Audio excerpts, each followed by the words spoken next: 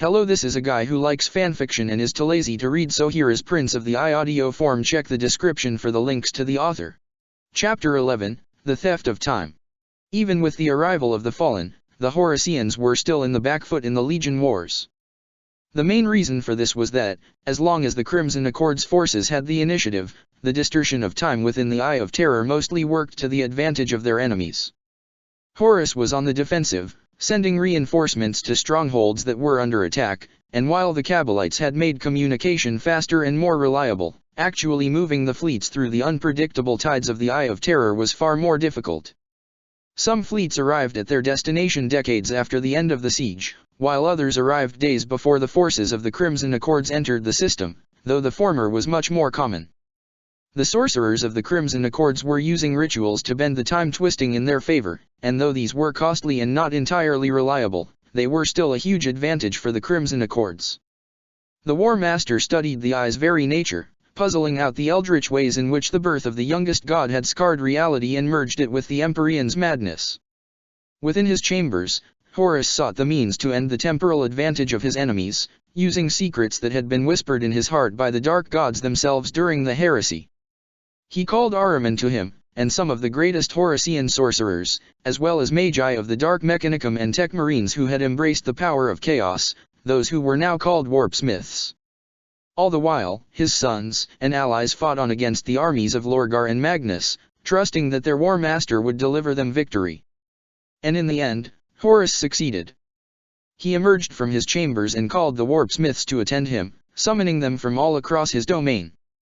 Hundreds of artisans of ruins answered Horus' call, and he explained his design to them. Under his direction, the warpsmiths built 1001 great clocks at specific points on Melum, forming an arcane pattern of immense power. Each clock was a work of infernal greatness, forged from metal mined in the deepest mines of Melum, with every part crafted according to Horus' exacting specifications. But all of them were utterly silent, their machinery frozen until all preparations were complete. The calculations were checked 12 times by a group of Ahriman and his Cabalites, and every clock was inspected for any flaw, no matter how minute. It took 3 months of replacing defective ones, and punishing those who had made them, before Horus was satisfied. Considering the scope of his ambition, anything less would have been beyond suicidal. You do realize that this is madness? Of course. But who, other than the mad, would dare triumph in hell? If I knew the answer, I would not be here, now would I? Ahriman to Horus. With his talon and his will, Horus cut through the Eye of Terror itself. He ripped apart the unreality of the Dark Prince's grave birth, and with his gods-given powers, he reached through that opening and stole time from the Materium, anchoring it through the greatest of the hell-forged clocks, a tower of black iron and brass over a kilometer tall, standing right above Horus' own throne room. By this singular act, the War Master brought some of reality's order into the realm of chaos, as time now flowed on Melum in a constant, linear fashion. 1 hour passing on Melum now corresponded to 1 hour passing outside the Eye of Terror. The flow of time passed through the 1,000 other clocks and through them and the dark arithmetics of the warp, it was sent throughout the rest of the Horacian dominion. Entire daemon worlds were dragged into conformity to the laws of causality, kicking and screaming all the way, sometimes literally as the chaos-bathed planets writhed under time's touch. The further a daemon world was from Melum itself, the weaker the effect became, and even on Melum itself there remained locations too imbued with the energies of chaos for the clocks to affect them. Obalith tried to scream, but his body refused to answer to the orders coming from his brain. He would have panicked if only the necessary rush of oxygen and hormones could take place. The mutant's bestial face was wrinkling, ravaged by accelerated aging as his mouth moved soundlessly, while the rest of his flesh remained unchanged. By the time his lungs finally responded to his injection, his head had turned into dust. In fact, the time distortions of these places grew worse after the building of the clocks, as if chaos itself was compensating for what Horus had wrought. The Horacians soon learned to mark these places, where thousands of years could pass in the blink of an eye and from which crawled things spawned from the unfortunate who had been trapped within them upon Horus' grand gesture. On Sicarius and Prospero, the daemon primarchs of the Crimson Accords felt the repercussions of Horus' titanic feat of sorcery. Lorgar was enraged, seeing what his brother had done as a gross violation of the gods' holy realm. Magnus was silently impressed, and set many of his sons and servants to the task of uncovering how Horus had done this, if only so that they would know how to undo it once the Legion Wars were won without accidentally destroying the entire Eye. Thanks to the theft of time, the logistics of the Legion Wars became much easier for the Horusians. The War Master could now wield all of his tactical genius, sending reinforcements toward strongholds that were exposed before the enemy could make his move, and baiting and destroying entire fleets. Between the Cabalites' assistants, the Dark Angels' recruits, and now this, the tide of the Legion Wars finally turned in the Horusians' favor. For the first time since the Broken Conclave, the sons of Horus and their Night Lord and fallen allies were able to launch attacks on their own on the domains of the Crimson Accords. Temples of the 17th Legion and observatories of the 15th were raised, and those who had joined the alliance of Lorgar and Magnus were made to face the displeasure of the War Master. In response, Lorgar dedicated more and more resources to the prosecution of the war. The Archpriest called upon the elder servants of Ruin, using the power granted unto him as a daemon primarch of Chaos Undivided. From the depths of the gods' realms, the favored scions of Chaos emerged, a host of daemon princes, greater daemons, and other, less easily classified horrors. The dark gods were enjoying the Legion Wars immensely, even Horus' seeming disdain for the madness of the Eye was a source of great joy, for it had turned the course of the war on its head. The ruinous powers watched on, wondering what would be the next move of their favorite toy. Did Lorgar and Magnus know what game their demonic overlords were playing? Possibly. For all that they were blind in so many ways, Aurelian and the Crimson King understood the great game of chaos like few damned souls before them. But not even they could have anticipated Horus' next strike against the Accords. Chapter 12, The Declaration of Mariana. With time restored to the Horusian domains, the War Master could not help but wonder just how long he and his warriors had been trapped inside the Eye. Horus knew that the Legion Wars, for all their apocalyptic scale, were but a distraction, the true prize laid outside, in the Imperium they had forged from their sweat and blood. Yet with the armies of the Crimson Accords renewing their assaults, bolstered by the great fiends called forth by Lorgar, he had little time to investigate. It was Conrad Kurz, the Mad Primarch of the Night Lord's Legion, who delivered to the War Master the answers he sought, and with them, the means to inflict a terrible blow upon his enemies. One day, the King of the Night appeared on Melum without warning, presenting himself to the gates of the War Master's palace to the utter stupefaction of its guards. He came without fanfare or escort, accompanied only by a single mortal woman. The woman was clad in tattered rags, and an iron collar circled her neck, connected to a chain of silver whose other end was firmly in Kurz's grasp. Yet she walked like a queen as she and the Night Haunter were welcomed into Horus' great stronghold, and did not appear troubled at all by the weapons trained on her by hesitant guards. Conrad said nothing to this, seeming amused by his nephew's caution. Queries as to how Kurz had come to Melum, there had been no sighting of 8th Legion vessels, no perturbation in the ether detected by the sorcerers, nothing, went unanswered, save for the slightest, mocking smirk on the corpse-pale lips of the Night Haunter. "Hello, Conrad." "Hello, Horus. Who is your companion, brother?" "I am Mariana, Great One." Conversation in the inner chambers of Melum's greatest stronghold.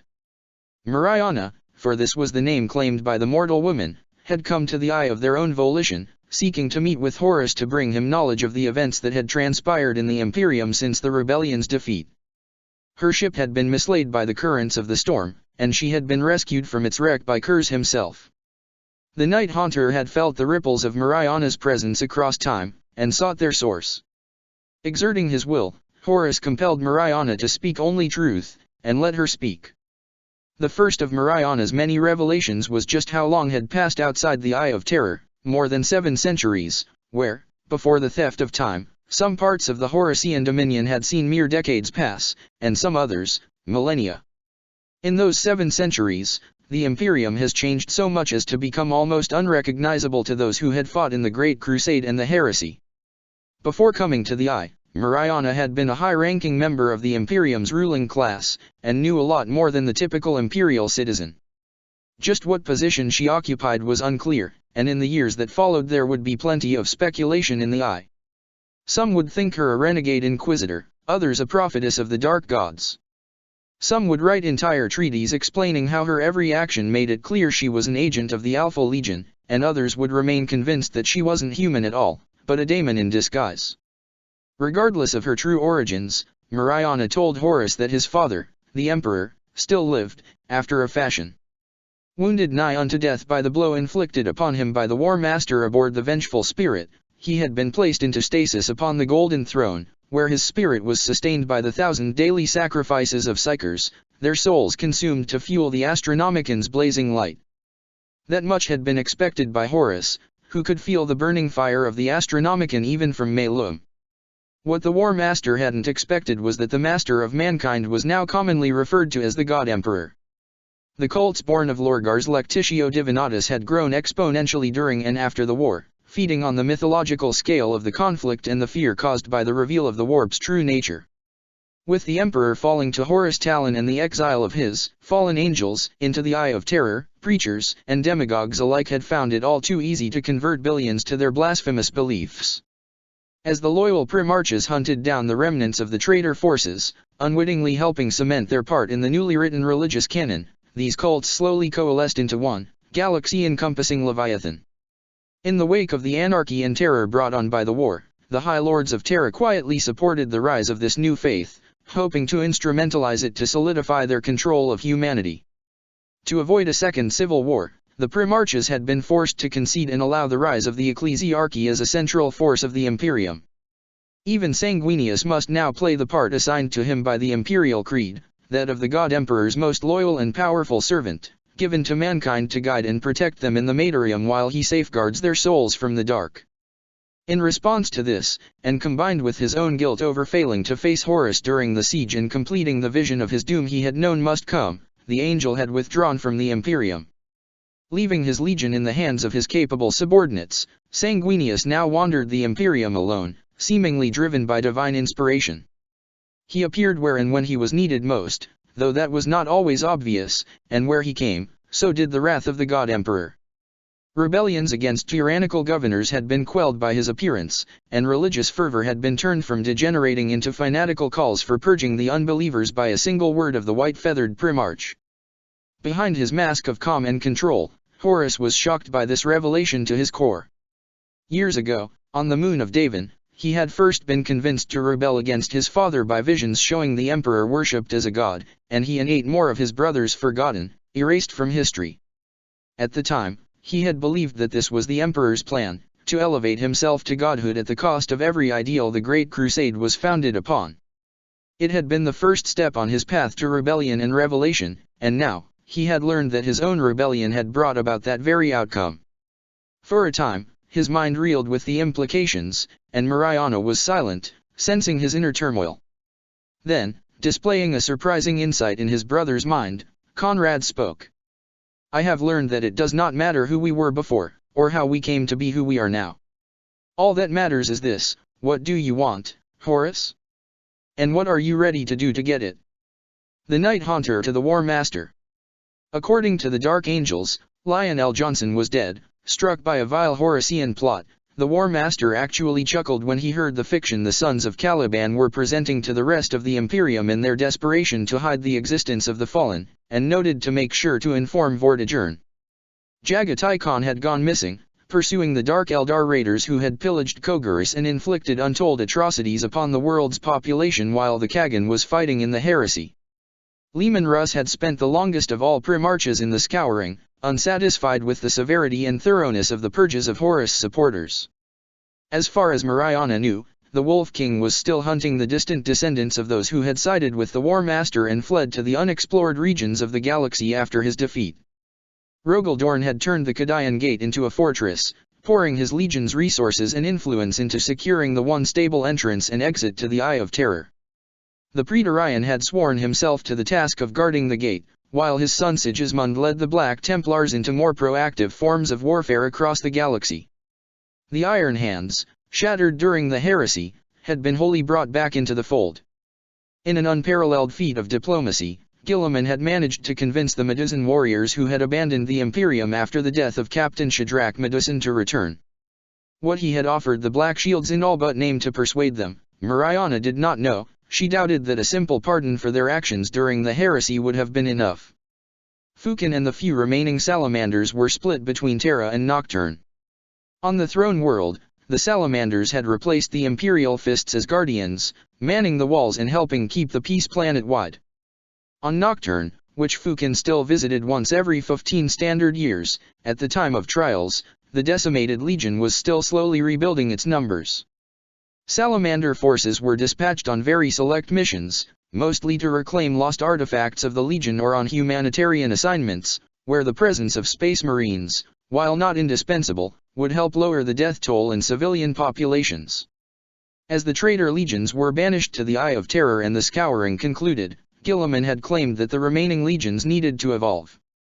The Avenging Sun declared that the battlefield had changed. No longer did the armies of the Imperium wage great wars of conquest and liberation, gathering billion-strong forces to bring entire sectors into the fold. The age of the Great Crusade was over, and now they must hold that which they had conquered against the threats of the Xenos and the Heretic. The influence of chaos had not disappeared with the banishment of Horus and his cohorts. Cults of ruin sprouted on thousands of worlds, hiding in the shadows and quietly growing in strength until they revealed themselves. At Guilliman's suggestion, the loyal legions were reorganized into smaller forces, each operating in near-total autonomy, but still part of an overall chain of command with their Primarch, if he still lived, at the top of it. These chapters counted 1,000 Astaroths, with a complement of war machins, ships, serfs, and recruitment facilities. They were scattered across the Imperium, to serve as fast response forces capable of crushing most insurrections and Xenos threats. The greatest concentration of Space Marines in the Imperium was on Kadaya itself, where Rogaldorn commanded more than 10,000 legionaries across the system's many strongholds. Guilliman himself had returned to Makridge, from where he directed the efforts of his entire legion, receiving reports from all chapters of the 13th Legion and collating data in order to detect patterns and react to threats with maximum speed and efficiency. He was also the voice of reason in Imperial politics, sending ultramarine emissaries to regions of the Imperium where those who claimed the Emperor's authority to rule were misusing that privilege and failing in their duties. For a long time, Horus mused on Mariana's revelations. Then, he came to a decision. He commanded Conrad to take the woman and bring her to Sicarius, the demonic homeworld of the 17th Legion.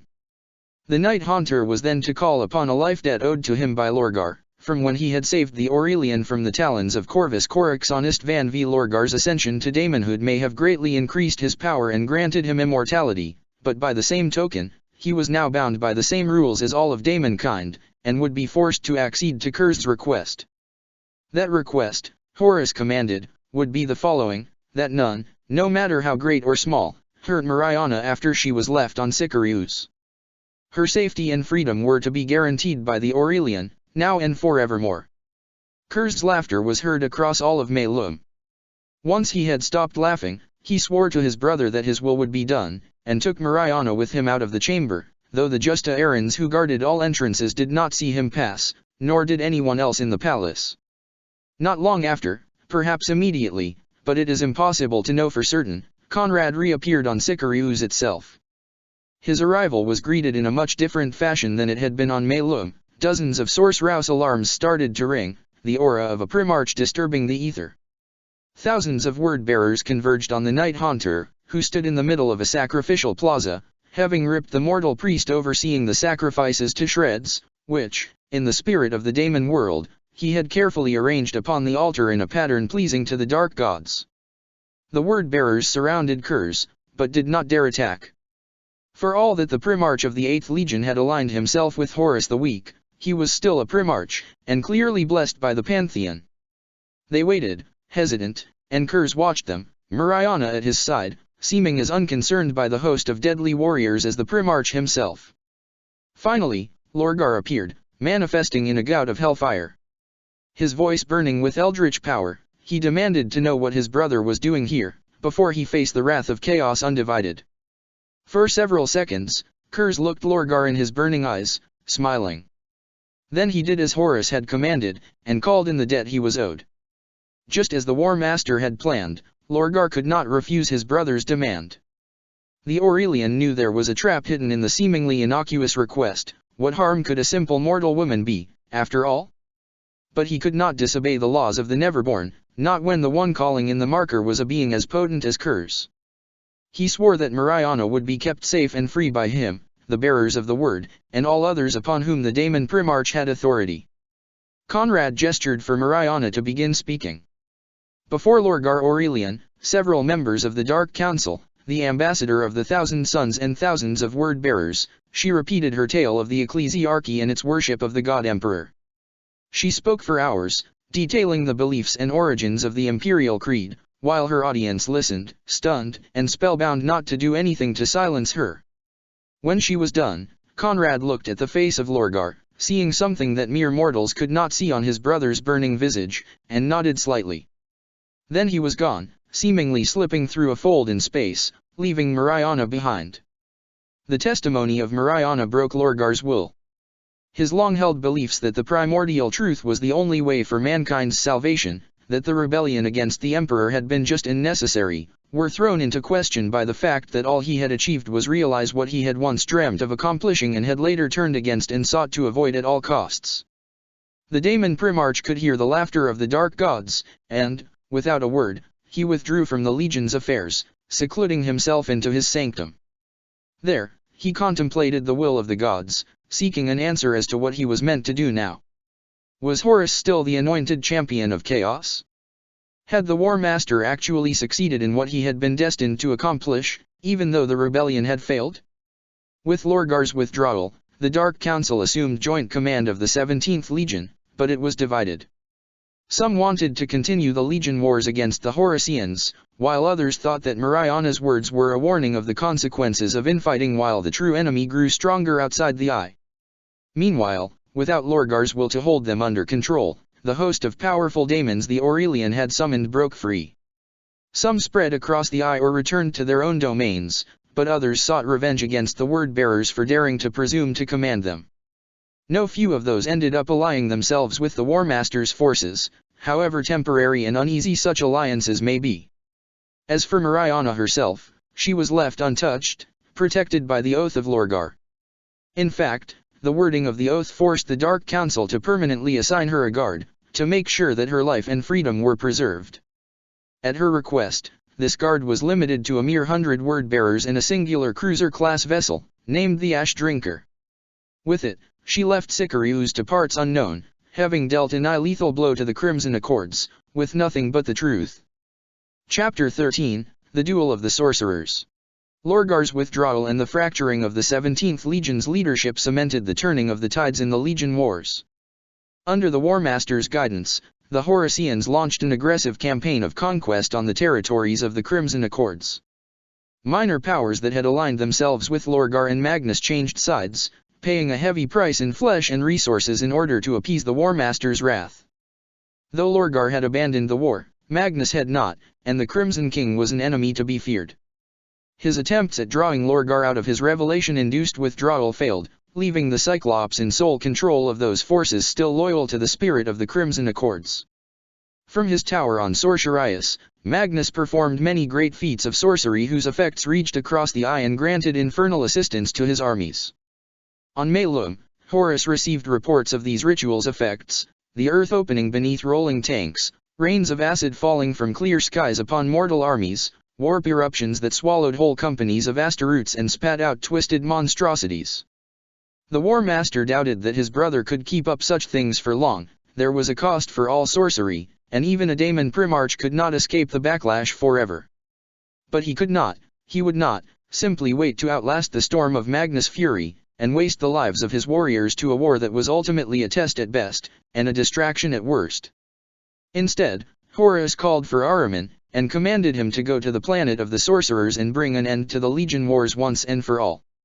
The assaults on enemy Daemon worlds stopped, and the War Master recalled the forces thus freed to the 16th Legion's home world, before placing them under Ahriman's command.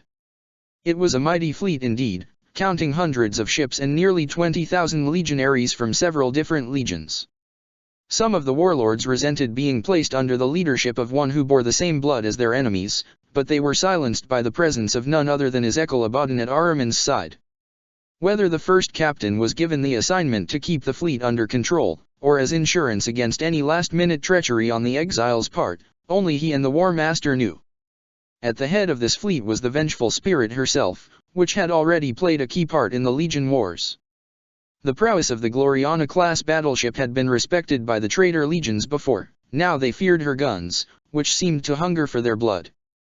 The flagship and a handful of escorts were the whole of the 16th Legion presence amidst the fleet, the rest were Night Lords, Dark Angels, though Vortigern was no part of the force, being left to direct the defense of one of the fronts, and an assortment of warbands from the other, neutral legions. Ships of the Death Guard had quietly arrived to Malum as the fleet gathered, having learned of its purpose through means unknown and seeking to participate in the assault on the home world of the legion of their dark god's rival. Once preparations were complete, the fleet left Malum on a direct course to Sorcerias. Here, the unique nature of travel through the eye worked in the Horacians' favor. There were no warp routes they needed to follow, no need to emerge from the Empyrean at the Mandeville points of the systems they had to cross.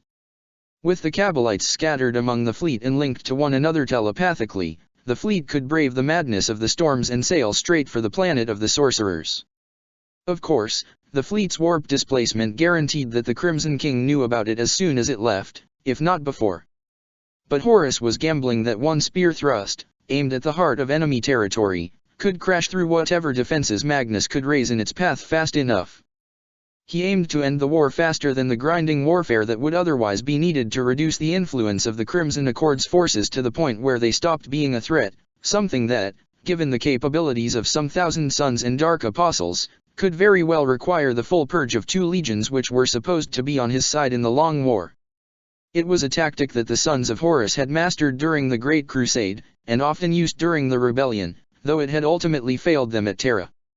The Horacian fleet slammed into Sorcerias' defenses the moment they emerged from the storm and entered the pocket of more or less stable reality around the planet of the sorcerers, where the laws of physics were only carelessly broken rather than chewed on, digested and spat back out, transformed into the whimsical nightmares of mad godlings. Magnus had called all the forces he could to help defend Sorcerias, and many had answered the call. A gauntlet of ships, defense stations, and other, stranger things awaited Ahriman and Abaddon. The first captain of the Sons of Horus took command of the battle, while the exile went into the depths of the vengeful spirit and began the final step of the plan he had begun to conceive when Horus had given him this mission. Using the connection that lingered between him, Sorcerias and Magnus, left over from the great spell that had transported the Thousand Sons there from Prospero, he opened a rift between the flagship and the top of the Tower of the Cyclops and walked through, armed with his black staff and an athame dagger. The Crimson King was there, watching the battle unfold in the heavens with his burning eye. What happened next is unclear. Ozek could not have hoped to defeat Magnus alone, not even with the Crimson King's focus being on the war above. But, somehow, perhaps by channeling the Sorcerer's backlash that had accumulated through Magnus' reckless support of the Crimson Accord's forces, the exile managed to bring his Primarch to his knees. Whatever the exile intended to do next was interrupted by the sudden arrival of someone Ahriman knew of old. Iskandar Khaon, captain of the Thousand Sons and once a member of Ahriman's cabal, before turning on them and trying to stop the rubric when it had started to go wrong. The red of his armor was as vivid as Ahriman's azure, and the two of them clashed atop the tower, before the subsumed form of their daemon Primarch. Was it not enough to kill us, Ozek? You had to betray us to Horus as well. What I do for us all. For Tisca. For Prospero. Then you are foolish as well as damned. I am aware, brother. Exchange between Iskandar Khaon and Ozek Ahriman. In the end, Ahriman killed Iskandar, shattering his brother's prized axe Cern with the black staff before burying the athame that had been meant for Magnus into his hearts. But by then, it was too late. Before the Scarab Guard Terminators flying up the tower on bound screamers of Tzientch could stop him, Ahriman teleported back aboard the Vengeful Spirit, leaving Magnus to recover from the Sorcerer's blow. Khaon's body was carried away by his blood ward, a black-winged Dark Eldar, who took it back to his ship, the Tlaloc. The vessel left Sorcerias soon after, without answering any hail of the Thousand Sons or their allies. Though Ahriman's gambit had failed thanks to Khaon's sacrifice, Magnus was forced to recognize that he could no longer hope to win the Legion Wars. As the Horacian fleet finished off the remnants of the gauntlet and prepared for a direct attack on Sorcerias, the Crimson King sent a psychic message. It wasn't addressed to the attackers, nor to his renegade son, though both heard it nonetheless, but to his brother Horus himself. In essence, the message was a plea for peace and an offering all in one. Magnus knew that Horus sought vengeance over the Imperium more than he desired to destroy the 15th Legion, and in exchange for the withdrawal of the Horusian fleet in a détente of the relationship between the Crimson Accords and the War Master's growing empire, he offered the keys to escaping the Eye of Terror. Horus accepted Magnus' offer. The fleet returned to Malum, with an emissary carrying the Crimson King's tribute held aboard the Vengeful Spirit. The envoy was dragged in chains before Horus, and revealed the gift of his Primarch, a set of rituals, designed by the Crimson King. When performed by mortals outside the Eye of Terror, these rituals would open warp portals between their location and the Eye, effectively enabling the summoning of Astaroths beyond the borders of their prison. With this, they could bypass the Kadayan Gate, though the rituals would not work for anything bigger than a Terminator, not without significant modifications to accommodate for the increase in scope, at least. Ahriman and the other caballing sorcerers studied the rituals they extracted from the opened mind of the envoy, which was devoid of anything other than his mission, his mind having been wiped clean by Magnus beforehand. They found that the envoy had spoken true, and the rituals could be adapted in order to resonate with different daemon worlds.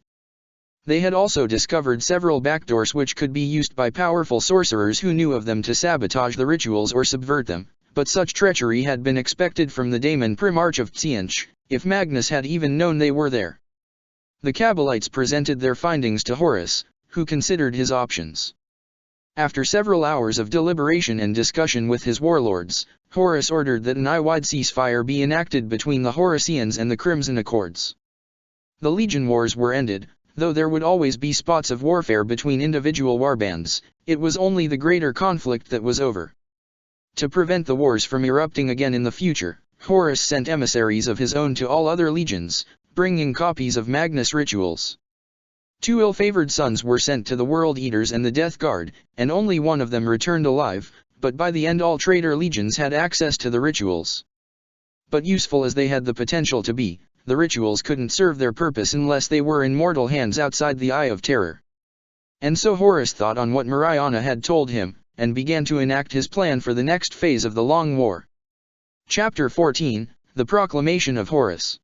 With the Eye of Terror more or less pacified and the Horusian dominion secure, the War Master turned his gaze upon the Imperium once more. The rituals of Magnus may offer the traitor legions a way out of their infernal prison, but they must first be spread outside the Eye to serve. Furthermore, it was clear that, at best, these rituals would only be able to grant passage to a handful of Chaos Marines at a time, unless those performing them had access to resources on such a scale. They probably already controlled the planet on which the rituals were taking place. It was clear to the War Master that the Long War would need to be fought in a very different manner than the Great Crusade and the Rebellion. His armies were much diminished compared to those he had commanded during the heresy. A direct confrontation with the might of the Imperium would end in his defeat, no matter what clever stratagems and superior tactics he brought to bear, and, with his brothers in the opposing ranks, it wasn't even guaranteed these would succeed. But what Mariana had told him of the Imperial Creed had revealed to him a new avenue of attack. Instead of seeking to invade the Imperium and subjugate its people to his will, dragging them kicking and screaming into the primordial truth, he would need to present himself and his warp-born allies as an alternative to the unquestioning obedience demanded by Terra. The rebellion had begun as opposition to the Emperor's plans to reach godhood and enslave all of mankind, after all, before the whispers of chaos had led each of the traitor legions down the path to glory. The Long War would not be fought for dominion over the stars and the worlds of the Imperium, but for the very soul of humanity. Over the course of centuries, millennia, most likely, the false faith of the Imperial Creed would be eroded, replaced by a million variances on the primordial truths, or any philosophy that stood in opposition with the ecclesiarchy, where necessary. The Imperium would crumble as the mortar of the Imperial Creed was removed, and the traitor legions would provide support for the rebels, lending them their might and their strategic acumen. Slowly, the might of the Imperium would be weakened, until the time was right and Horus could lead the forces of the Eye into the rest of the galaxy and claim the throne that was rightfully his. First, however, Horus needed to remind the Imperium of his and his brethren's existence, that the new ideologies and the rituals may take root. According to Mariana, in the aftermath of the heresy, the annals of the Imperium had been purged. Only the Astaroutes and a handful of imperial leaders even knew that the traitor legions had existed at all. Their existence had been expunged from all but a handful of archives, their victories during the Great Crusade attributed to other legions. Instead, the ecclesiarchy had created 1,000 myths out of whole cloth, such as the one depicting the Emperor's 9 sons battling the 9 scions of darkness, created by daemons to serve as their agents in the galaxy, in the war that led to him being seated on the Golden Throne. While he was quietly enraged by this, Horus also saw the opportunity offered by such blatant revisionism of history. The people of the Imperium had been conditioned to accept what they had been told without question, kept in a state of ignorance that was supposed to prevent them from falling for the whispers of the ruinous powers. But the War Master, ever the cunning demagogue, knew that this very ignorance could be turned to his advantage if he played his cards right. In 781-M31, several decades after Mariana's flight into the Eye of Terror and the end of the Legion Wars, Horus enacted his latest scheme. After 8 years of ill portents and nightmares all across the Segmentum Obscurus, a fleet burst out of the Cadian Gate and assaulted the defenses raised upon that world by Rogal Dorn. 100 Legion warships from the 1st, 8th, and 16th Legions, led by the Vengeful Spirit, sailed forth from the storm and toward Cadia. At the head of that armada was Horus himself, whose power blazed in the Empyrean like a dark beacon, a shadowy reflection of the Astronomican's own light. The War Master had used his own dark gifts to open a path through the Eye of Terror's outskirts, which were the most violent and dangerous region of the Eye, so that his fleet could pass through without being destroyed. The other daemon primarchs and lords of chaos had sensed this, and were in envious awe of Horus' power, while many of them knew paths that could allow a single vessel or a small flotilla to escape the Eye of Terror. None could throw open the Cadian Gate like this and bring forth a whole fleet. He stood on the bridge of the Vengeful Spirit, his voice calm and collected as he directed his forces. He was utterly immobile, his concentration absolute. He could not let the power he had drawn into himself overcome him. He could not let this operation fail. He could not. He could not let anyone realize that a pool of dark blood was forming at his feet. Cadia was surrounded by hundreds of orbital stations and fortresses. The Chaos Fleet engaged these defenses, while Dorn, who by that point had remained on Cadia for nearly half a millennia, directed the Imperial Guard and Space Marine troops under his command. The skies above Cadia burned, as orbital stations were obliterated by ship fire or boarded by legionary strike teams. Imperial fists who had been born long after the Siege of Terra battled against their embittered, corrupted cousins, launching counterboarding actions of their own. Despite the danger, members of the Inquisition, stationed at Cadia to watch its defenders for possible taint, took part in these actions with the goal of obtaining intelligence about the situation within the Eye of Terror, which could be priceless in the endless struggle against chaos. Thousands of Imperials died with every minute, yet though the casualties were heavy, it was clear that the Chaos Armada would not be able to break through Cadia's orbital defenses, and in truth, the Black Crusade, as it was later named, did not manage to land a single warrior on the planet's surface. Though there would be tales, in years to come, of lone Chaos Marines who had survived the crash of their vessels and gone into hiding within Cadia's jungles. His strategy makes no sense. He must know that he cannot break through, that he cannot defeat our defenses with these numbers. What is he planning? What am I not seeing? Rogal Dorn, during the First Black Crusade. As the grinding battle continued, the next step of Horus' plan was activated. Along with 100 Justa Aaron Terminators, the War Master teleported aboard one of Cadia's astropathic stations, slaughtering its defenders and seizing the astropathic choir before their termination protocols could be completed. 50 soul-bound astropaths found themselves before Chaos' chosen champion, and what horrors they beheld with their sightless eyes, only the Emperor and the Dark Gods know. Then, Horus spoke, and through the astropaths he sent his voice throughout the galaxy, so that nearly every astropathic choir in the Imperium picked up upon his message.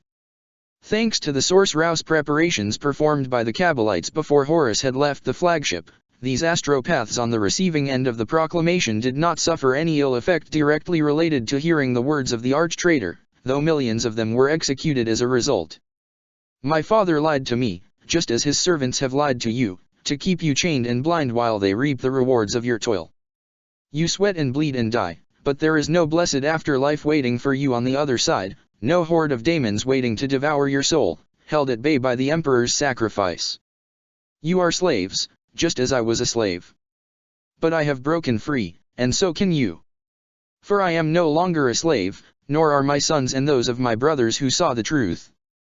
I am Horus, Prince of the Eye, and I call to you all to rise and claim your freedom from the chains of lies that bind you, that deny you your rightful due, that stop you from reaching your true potential. I cannot free you alone, but what worth would such freedom have? Excerpt from the Proclamation of Horus.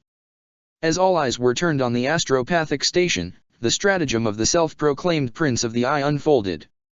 At the edge of the system, where the War Master had parted the roiling seas of the warp, hundreds of ships suddenly appeared. These vessels were much smaller and less powerful than the Legion warships which were attacking Kadaya, and none of them could be identified in the Imperium's databanks. They had been built by the Dark Mechanicum at Horus' command, and each of them carried within its hull hundreds of cultists, as well as Chaos relics, Source Rouse tomes, and multiples copies of Magnus summoning rituals. A few even carried lone Chaos Marines, who had been specially selected and trained to play their part in these ships' purpose. While the defenders of Kadaya fought against the Black Crusade's attack, the cult ships scattered, making for the Mandeville Point.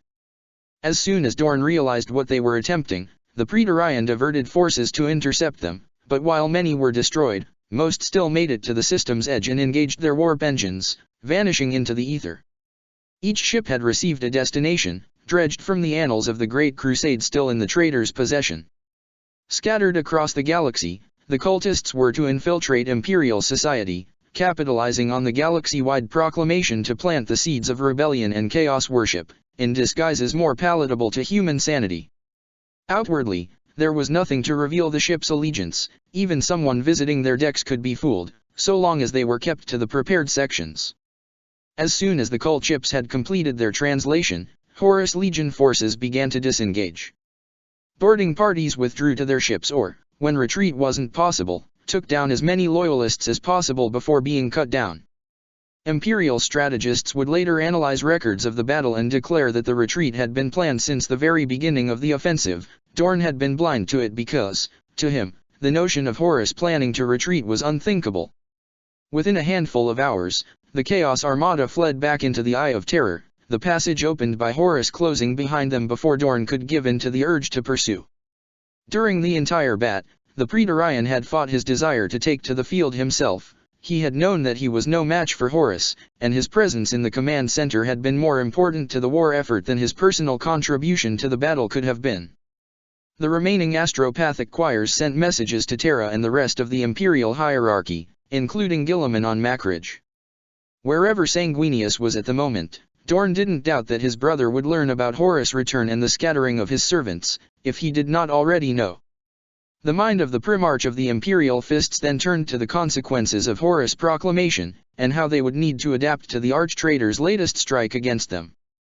And in the realms of chaos, the Dark Gods watched, and smiled, pleased that their champion was playing the new part they had written for him. Chapter 15, The Rise of the Cults. 781.M31, The Proclamation. Under the leadership of Horus, the Black Crusade attacks Kadaya. Chaos sorcery throws open the Kadayan Gate, allowing Horusian forces to pour out of the Eye of Terror unhindered, and Kadaya is besieged.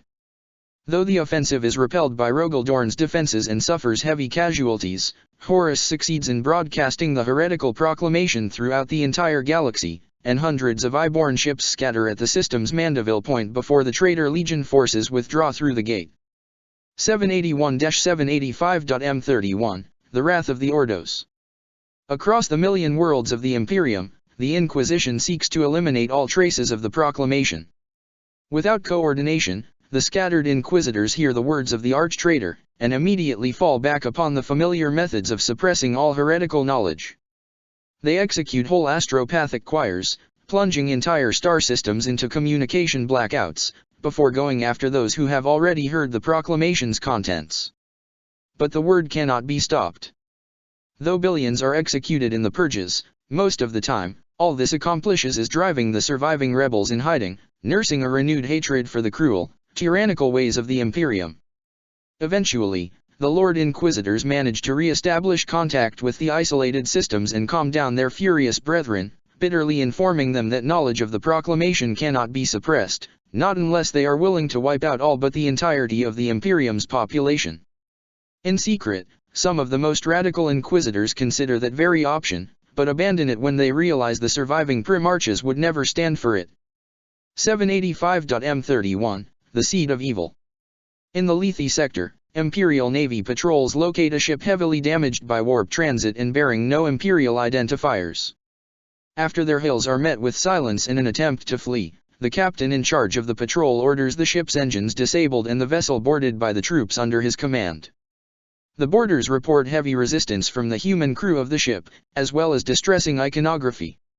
When the Inquisition learns of this discovery, they order the entire patrol quarantined while they send their own forces to investigate.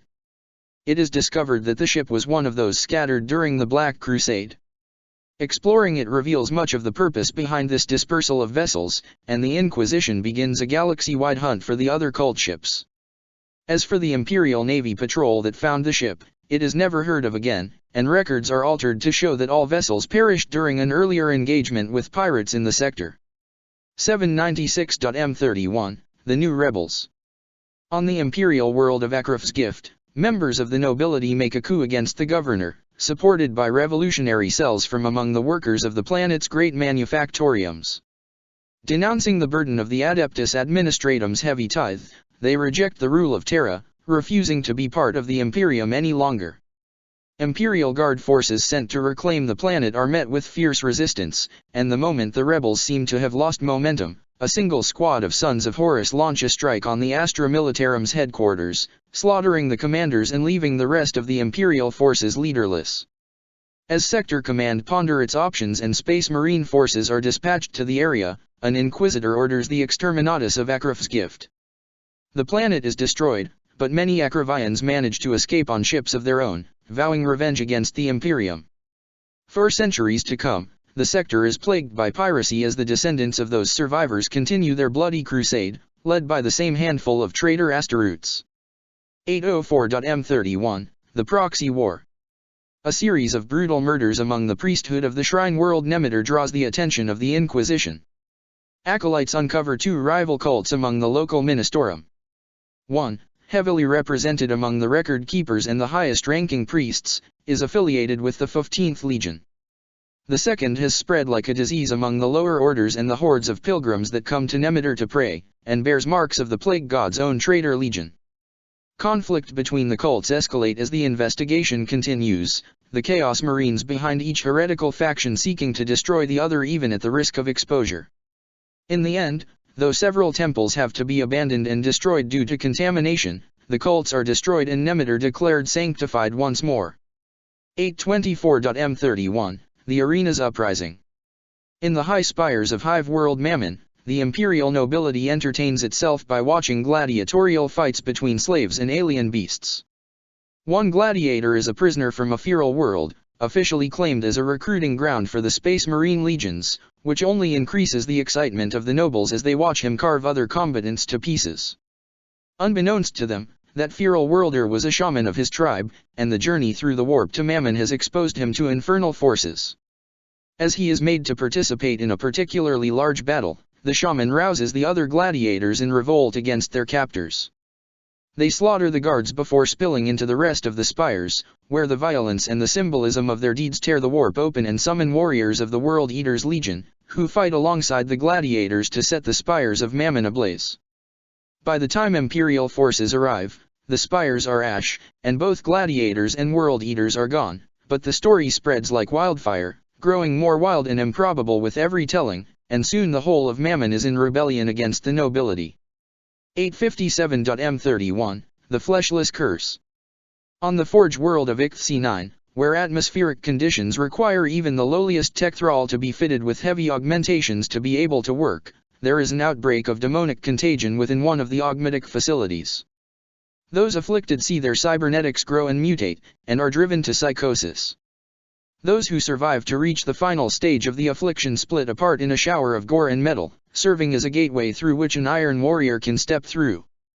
Taking control of the infected, the Sons of Perturabo launch an invasion of Ixth-C9. Iron Hand's forces are sent to deal with the situation, and after several months of brutal, grueling fighting, the planet is secured, though each of the forged cities afflicted with the technomantic curse is razed to the ground in the process. 862.M31, Open Minds. In the 500 worlds, lodges among the middle and upper classes of Gibraltar's population become more and more popular, drawing hundreds and then thousands of members to their meetings. There, they discuss various philosophical subjects, as well as the arts and the history of both within the Imperium. A text discovered in the planet's millennia-old ruins spreads across the lodges, and within a few months the world is in the throes of a Slaaneshi uprising as all members are consumed by the heresy within the book, which was the journal of a 3rd Legion warrior during the heresy. This mimetic agent spreads fast, on Vox transmissions and whispered by sane-looking infectees. On Guilliman's orders, the entire Gibraltar system is quarantined, and the Avenging Sun dispatches a full chapter of his legion to suppress the uprising before the Inquisition decides to burn the planet. Amidst the madness and devastation, 3 Emperor's Children legionaries are sighted. Interrogation of the cultists reveal that they call themselves the Marquis of Enlightenment. It is believed that one of the Marquis was the author of the blasphemous text that triggered the uprising. After 5 years of war, the Ultramarines declare Gibraltar free of the taint, though only 2 of the Marquis are confirmed dead, along with nearly half of the planet's population. 888.M31, The Peril of Knowledge. More than a century after the proclamation, the Ordo Malleus gather in great number on the moon of Geria, collating their information about various uprisings that have occurred across the Imperium since the Black Crusade. Together, the Inquisitors come to the conclusion that each of the 9 traitor legions has devised its own means to bypass the Cadian Gate and send small groups of warriors into the rest of the galaxy. As they debate the best course of action, kill teams of the Alpha Legions launch a coordinated assault on the moon. Less than 1 Inquisitor in 10, and very little of the gathered intelligence, escapes the following slaughter. 021.M32, The Twisted Crusade.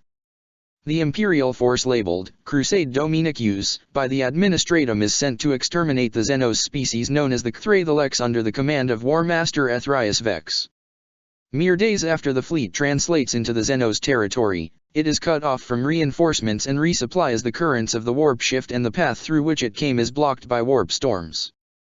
The Crusade Dominicus is declared lost, and ceremonies of mourning take place on 100 worlds. 10 years later, the warp storms dissipate. To the surprise of the Imperium, the forces of the Crusade return, leaving behind them the dead worlds of the Cthrae'Thelex. Ethrius even still leads them, having triumphed over the Xenos despite the lack of support. However, before the Imperium can celebrate, the Crusade forces launch a surprise attack on the Imperial port of Crimson Rock. The space station is captured and becomes the headquarters of the renegade Crusade troops as they launch a self-titled Campaign of Liberation upon half a dozen worlds. Ethrius claims that the Imperium does not deserve the loyalty of its subjects, and builds his own kingdom from the territory his forces capture. The rhetoric employed by the renegade War Master is very similar to that of the proclamation, though no heretic Astaroths are cited among the traitors' forces. A retribution fleet is dispatched, accompanied by elements of the 7th and 19th Legions.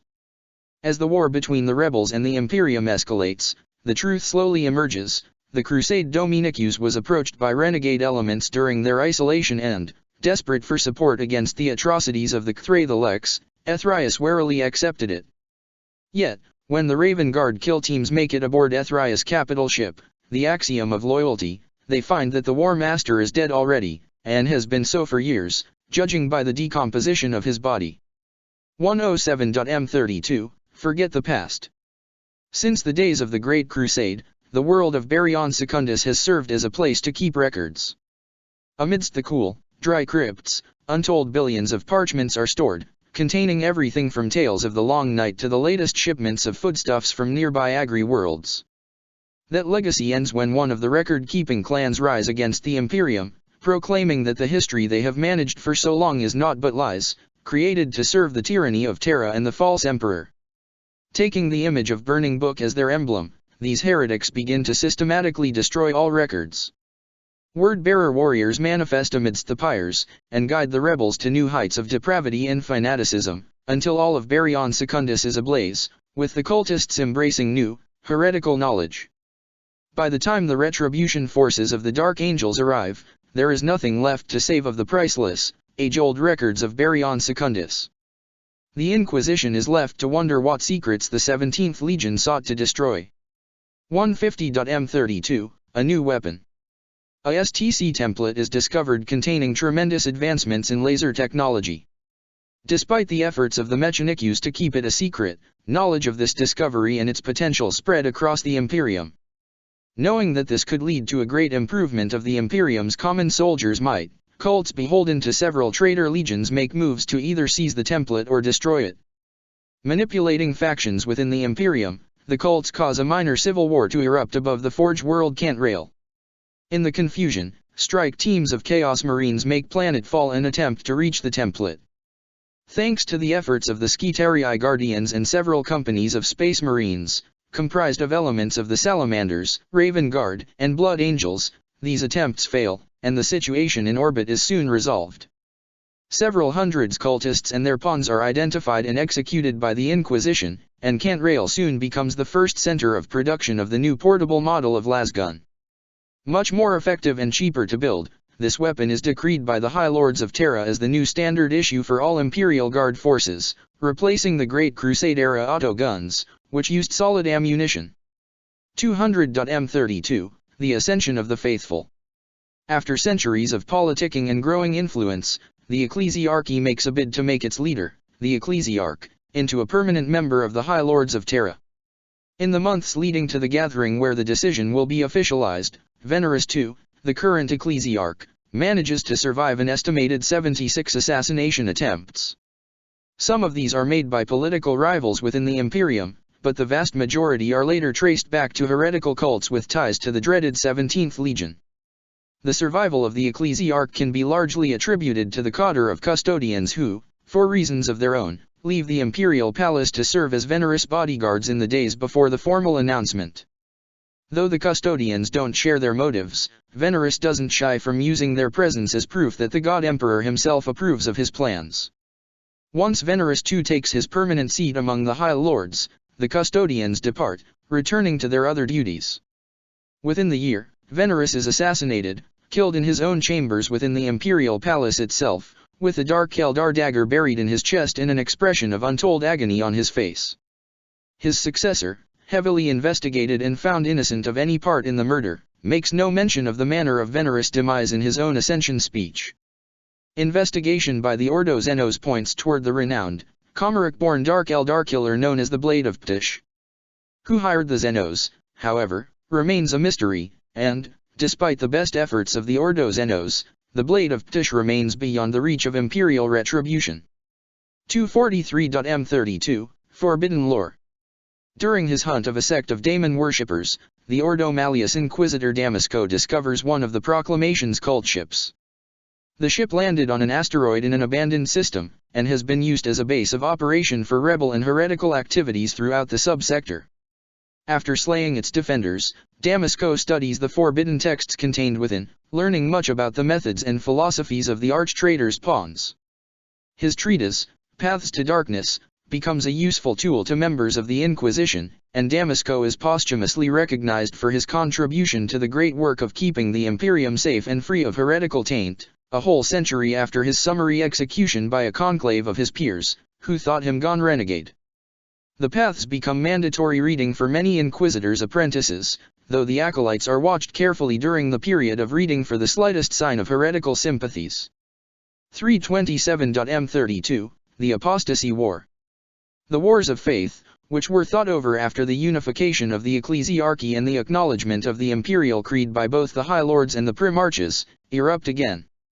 After a century of growing tension following the rise of the Ecclesiarch to the High Council, factions within the Ecclesiarchy turn to violence, denouncing each others as heretics and blasphemers. Things come to a head when the current Ecclesiarch, Dominicus III, is murdered in the Ophelia system by the Blade of Ptish, who manages to elude the Imperium's security and assassinate the Ecclesiarch for the second time. Once again, there is no direct evidence indicating the assassin's sponsor, though the following decades cast the Inquisition's suspicion in one particular direction. During the synod to decide Dominicus' successor, the cardinals come to physical blows, and the fragile unity of the imperial creed is sundered. War erupts between the Cardinals' domains, as armies of Fratres Templars are pitched against one another. Billions die and worlds burn, and Zeno's kingdoms surge again as the Cardinals call upon the Imperial Guard regiments of their home worlds to wage war in their name. All the while, the Space Marine legions remain firmly neutral, refusing to involve themselves lest the war escalate into a new heresy and struggling to hold the line on the suddenly undermanned fronts. All of the Primarch's efforts to broker peace fail in front of the Templars' fanaticism and the sheer hubris of the Cardinals, though both Guilliman and Sanguinius believe that there are other, more sinister hands at work. In the end, the Grand Master of Assassins act, without the authorization of the equally divided High Lords. Nearly the entirety of the Synod is purged, along with thousands of lesser clerics, all of them condemned to death for their betrayal of the Emperor's laws and ideals.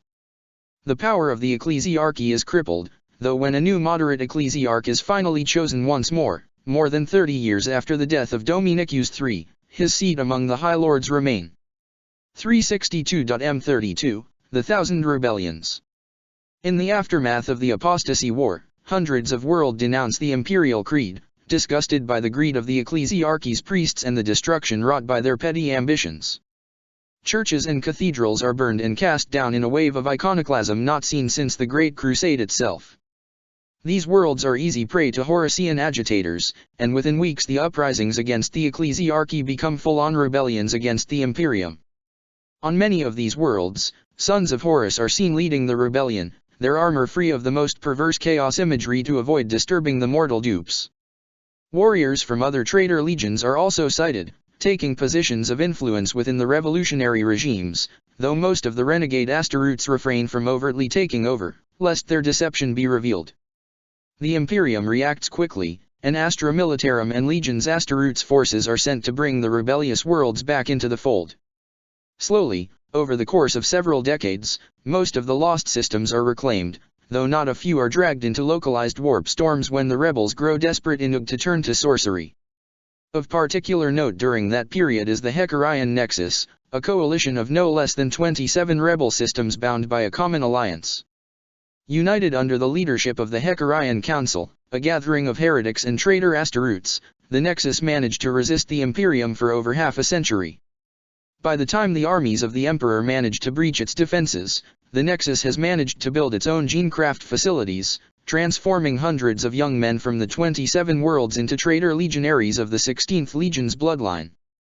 Ultimately, the Nexus is defeated, and each of its worlds subjected to exterminatus, while the annals of the Imperium are expunged of any and all references to its existence. But, despite the best efforts of the Space Wolves and Raven Guard legions, some of the traitor Marines bred within these facilities survive and escape, joining piratical and mercenary forces. 544.m32, The Beast Falls. The Primarch Sanguinius appears before the Imperial High Command of the Segmentum Tempestus and takes command of a vast fleet, which he leads to the long-abandoned Olaner system. There, the forces of the Imperium find a new Orc Empire, built upon the grave of the one destroyed during the Great Crusade. After several months of brutal fighting, the Greenskins are purged, with the Angel slaying their leader, the self-proclaimed Great Beast, in single combat. At his recommendation, the Inquisition performs exterminatus upon Olaner using cyclonic torpedoes, despite the protests of the Adeptus Mechanicus, who want to study the strange technology developed by the Orcs on the planet.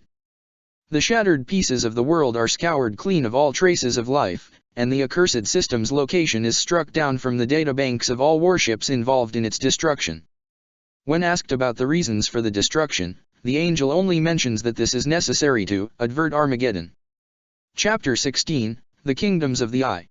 Malum Datum, 579.m32. On the daemon world of Malum, Horus Lupercal contemplated the progress of the Long War. Since the proclamation, the War Master of Chaos had kept a close eye on the situation outside the Eye of Terror.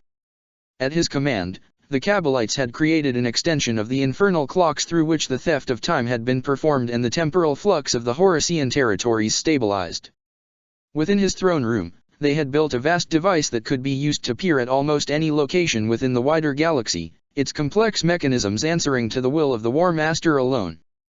Through it, Horus had watched the growth of the cults and rebellions within the Imperium, both those who ultimately served him, and those seeded by his brothers.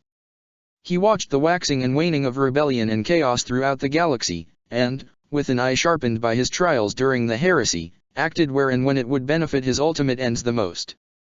Most of the Kabbalites were permanently stationed on Malum, with only a few left to provide their expertise to the Horasian warlords. It was they who acted as Horus' hand, dispatching visions and dreams to sensitive souls on imperial worlds that the War Master judged to be in the correct configuration for disruption. Horus could easily do it himself, of course, but his overwhelming power often caused all but the strongest minds to simply shatter at the contact. At least, that was the reason he had given to the Kabbalites, and none had questioned it. As the effects of the proclamation rippled throughout the Imperium, so too had the situation within the Eye of Terror been affected. The rituals of Magnus had spread across the legions, sometimes exchanged or given as gifts, sometimes stolen or bastardized. Some legions had proven more apt at making use of them than others, though even the World Eaters had managed to inspire a few rebellions bloody enough for their priests of Khurn to open the way for them. This was not to say that there was peace within the Eye, with all ambitions turned outward and the grudges and hatred that divided the traitor legions forgotten. Far from it. Their prison was aflame with 1,000 conflicts waged by forces for whom the Long War held no appeal. Warbands that had broken free of their legions, renegade forces of the Imperial Army, demonic hosts, hordes of mutants and cultists raised from twisted daemon worlds by Chaos Lords seeking the favor of the ruinous powers, they all fought one another, and launched raids upon the territories of the legions when they got too bold. Even now, Abaddon was leading a sizable portion of Horus' forces to put down a demonic incursion that had reached one of the few worlds under the War Master's control that could produce foodstuffs with any reliability. The last report from the front had the first captain battling the Neverborn amidst the jungles of Leparthes, in the shadow of the reptilian behemoths whose meat fed a not inconsiderable portion of Horus' dominion in the Eye. Though he had entrusted much of the management of his territory in the Eye to his lieutenants in order to focus on the Long War, Horus still kept track of the various powers of the Eye. It would be the height of foolishness not to do so, for he knew that, even after the Legion Wars had been put on hold by his defeat of the Crimson Accords and Magnus' surrender, there were many who still eyed his throne and sought the glory of toppling him. For a start, he didn't believe for a moment that Magnus and his sons had forgotten who was ultimately responsible for Prospero's destruction. After the end of the Crimson Accords and Ahriman's betrayal, the Thousand Sons had been attacked several times by forces that had thought them to be easy pickings. Those who had made it through the storms surrounding the handful of daemon worlds claimed by the 15th Legion had been destroyed, their fates so inventively cruel that even the most crazed of raiders now sailed well clear of the Sons of Magnus' borders. With the Kabbalites now valued members of the Horasian Dominion, there remained very few Thousand Sons beyond the territory of the 15th Legion. Almost all Sons of the Cyclops were focused on either pursuing their own arcane research or taking part in the Long War, using their psychic abilities and Source knowledge to great effect. With the distant guidance of the 15th Legion, unbound Psykers had managed to escape the harvests of the Black Ships. Individual Psykers had fled from the Imperium hunters, and in some cases, they had even banded together to destroy small parties of Sisters of Silence, something which always earned that particular group of renegades the favor of the Thousand Sons, who well remembered the part the Sisterhood had taken in the burning of Prospero. Following the instructions of the sorcerers, these Psykers eventually found their way to one of a handful of enclaves that their kindred had built. Hidden from the Imperium's sight on desolate worlds made inhabitable only through the constant use of their psychic abilities, these colonies hosted thousands of unbound Psykers, who learned to use their powers and had built functioning societies. Several circles of Thousand Sons had dedicated themselves to protecting these groups from discovery, knowing full well what the Imperium would do if it learned of them. Of course, their efforts hadn't been enough to hide the existence of these enclaves to Horus. Ahriman had come to him with that knowledge in person, and asked that they be left alone, arguing that they could be very useful resources in the Long War. Horus had indulged him, though he had seen through the exile's justifications. For all that Ahriman had turned on his own legion and bound his fate to the War Master, there was still much Tiscan sensibility left in him. Other Thousand Sons sponsored cults of knowledge and sorcery within what passed for the Imperium's intellectual elite, using their pawns to gather tomes of forbidden lore and relics before coming to harvest them along with the most promising members of these societies.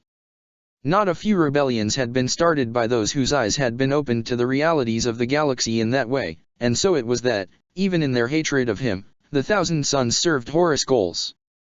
By contrast, the Night Lords were still loyal to Horus, bound to him by the will of their Primarch. Since delivering Mariana to Sicarius, Conrad hadn't left Kerlasium. The divide within the Eighth had only grown, and the duality that afflicted the Eighth Legion was reflected in its approach to the Long War. There was only one common point between the two: their obsession with Akrali, that precious liquid extracted from the damned souls imprisoned upon the Night Lord's home world. Not only was the liquid the foundation of their dark kingdom, feeding both the legionaries themselves and their few living thralls, but it had proven very useful in amplifying the sorcerous abilities of psykers and witches.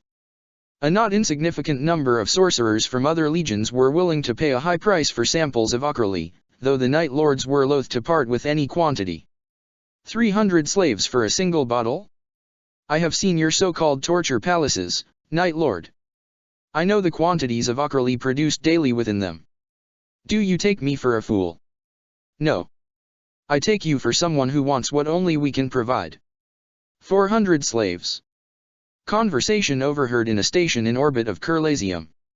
The former Techmarine Zerkiari had designed and built vast factory-like buildings, where millions of souls were tormented by automated devices in order to extract the Akrali more efficiently. While less potent than that harvested through more personal means, the sheer quantity produced was enough to fuel what passed for the Eighth Legion's industry. In order to increase the number of souls used both in these pain factories and as slaves, the Legion was also encouraging the growth of criminal cartels within the Imperium. The sorcerer Nephendim had discovered a way to brand mortals in life with a sorcerous mark that ensured that their soul would manifest on Kerlasium upon their death. Gangs all over the galaxy now used this mark as a way to distinguish their members, most of them unaware of its true meaning. For the millions of ghosts brought to Kerlasium by this discovery, Nephendim had been elevated among the inner circle of the first captain, Josahal. Meanwhile, the Night Lords who had embraced chaos potential had chosen to pursue quality over quantity where the souls they tormented were concerned.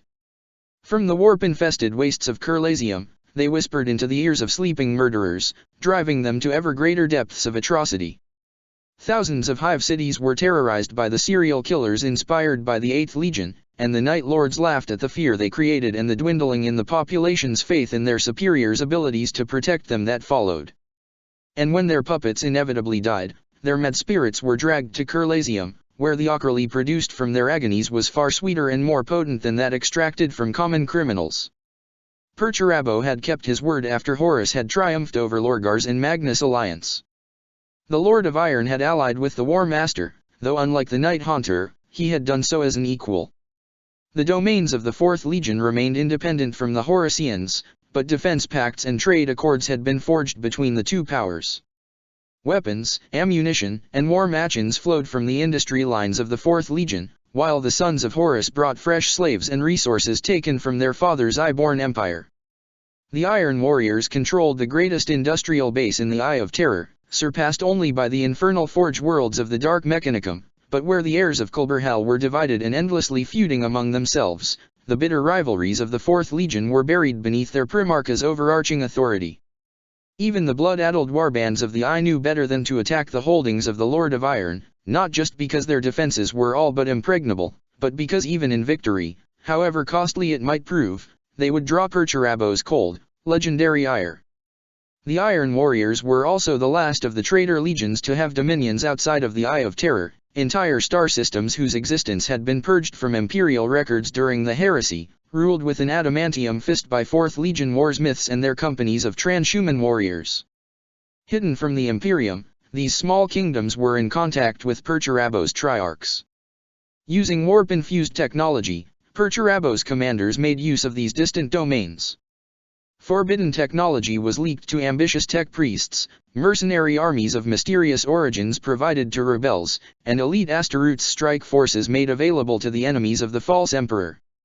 The warsmiths who controlled these islands of Iron Warriors' territory were always extremely careful, unwilling to risk exposing themselves to the Imperium. Even so, despite all the security measures they took, the Inquisition eventually learned of their existence, though not of their location. Across the galaxy, the hunt for the surviving traitors had redoubled, with the Imperial fists leading the way, more determined than ever to find the Iron Warriors and purge them from the stars. Several minor dominions had already fallen, but the Lord of Iron considered them an acceptable price to pay when compared to the havoc their influence had wrought upon the Imperium. One of the war's myths whose kingdoms was taken from him this way was Amarion, also known as the Blade Breaker. Though his fortress world was lost to the combined efforts of the 7th Legion and the Imperial Guard, Amarion himself survived, escaping the desolation aboard his battle cruiser, the Unforgiven Glory, along with several dozens of his battle brothers. In the 50 years that had passed since then, Amarion had become a plague upon trade across several sectors of the Segmentum Tempestus, leading a disparate fleet of pirates and renegades with ruthless efficiency. It was said that Perturabo was pleased with his son's deeds, inasmuch as the Lord of Iron was ever pleased. Some legions were proving less suited for the new form the Long War had taken in the wake of the proclamation. To the surprise of absolutely no one, the 12th was among these. Angron's threadbare sanity had collapsed in the wake of the conclave, leaving only pure rage and bloodlust.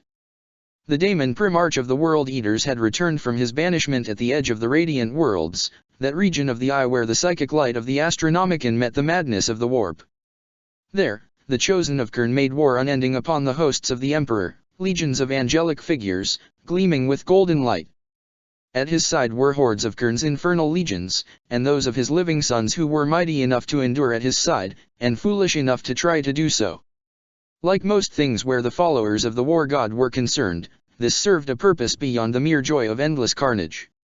The metaphysics involved in this burning war spread Angron's own fury beyond the borders of the eye. Entire ships were lost to madness during warp translation as they heard the distant echoes of the Red Angel's screams, and were dragged into the eye, where those who survived were soon found by the 12th Legion. By some dark miracle, the 8 warlords appointed by Horus and who had divided the might of the World Eaters among them yet lived, and they had carved bloody trails across the Eye of Terror. Each of them led a slaughter tide, a horde of World Eaters, blood-crazed mutants, and cultists, and daemons of Khurne summoned by the slaughter that followed the slaughter tide wherever they went. More akin to galactic disasters than armed forces, even the other legions dreaded the coming of one of the 8 to their territory, and made great use of sorcery and offerings to twist the tides of the warp so as to keep them at bay. Such was the bloodshed they caused that it echoed in the warp with enough strength to touch the souls of warriors and soldiers across the galaxy. Combined with visions of Angron and his demonic allies battling the creatures born of the Emperor's psychic residue, this was enough to turn many to the bloody worship of Khurne. In the eye of these fools, Angron and his sons were brave rebels, who fought forever against all tyrants. They dedicated their own acts of bloodshed to them, and this was enough for the connection to be established, delivering the gore-soaked eaters of worlds outside the Eye of Terror. The Death Guard, afflicted as it was with the bountiful gifts of Nurgle, were at a disadvantage in the new Long War too. No sane imperial subject would consider aligning himself with such horrific beings, and the Death Lord himself despised sorcery and refused to trust in Magnus rituals, instead designing their own horrific methods to commune with followers outside the Eye.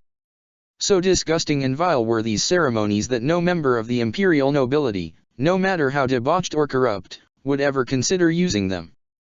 But Mortarion's sons had no interest in corrupting the pampered elites of the Imperium. Instead, the witches working for the Death Lord under the threat of unimaginable torment sought to plant the seeds of rebellions within the oppressed masses. From the Plague Planet, they directed a network of cults among the lower classes.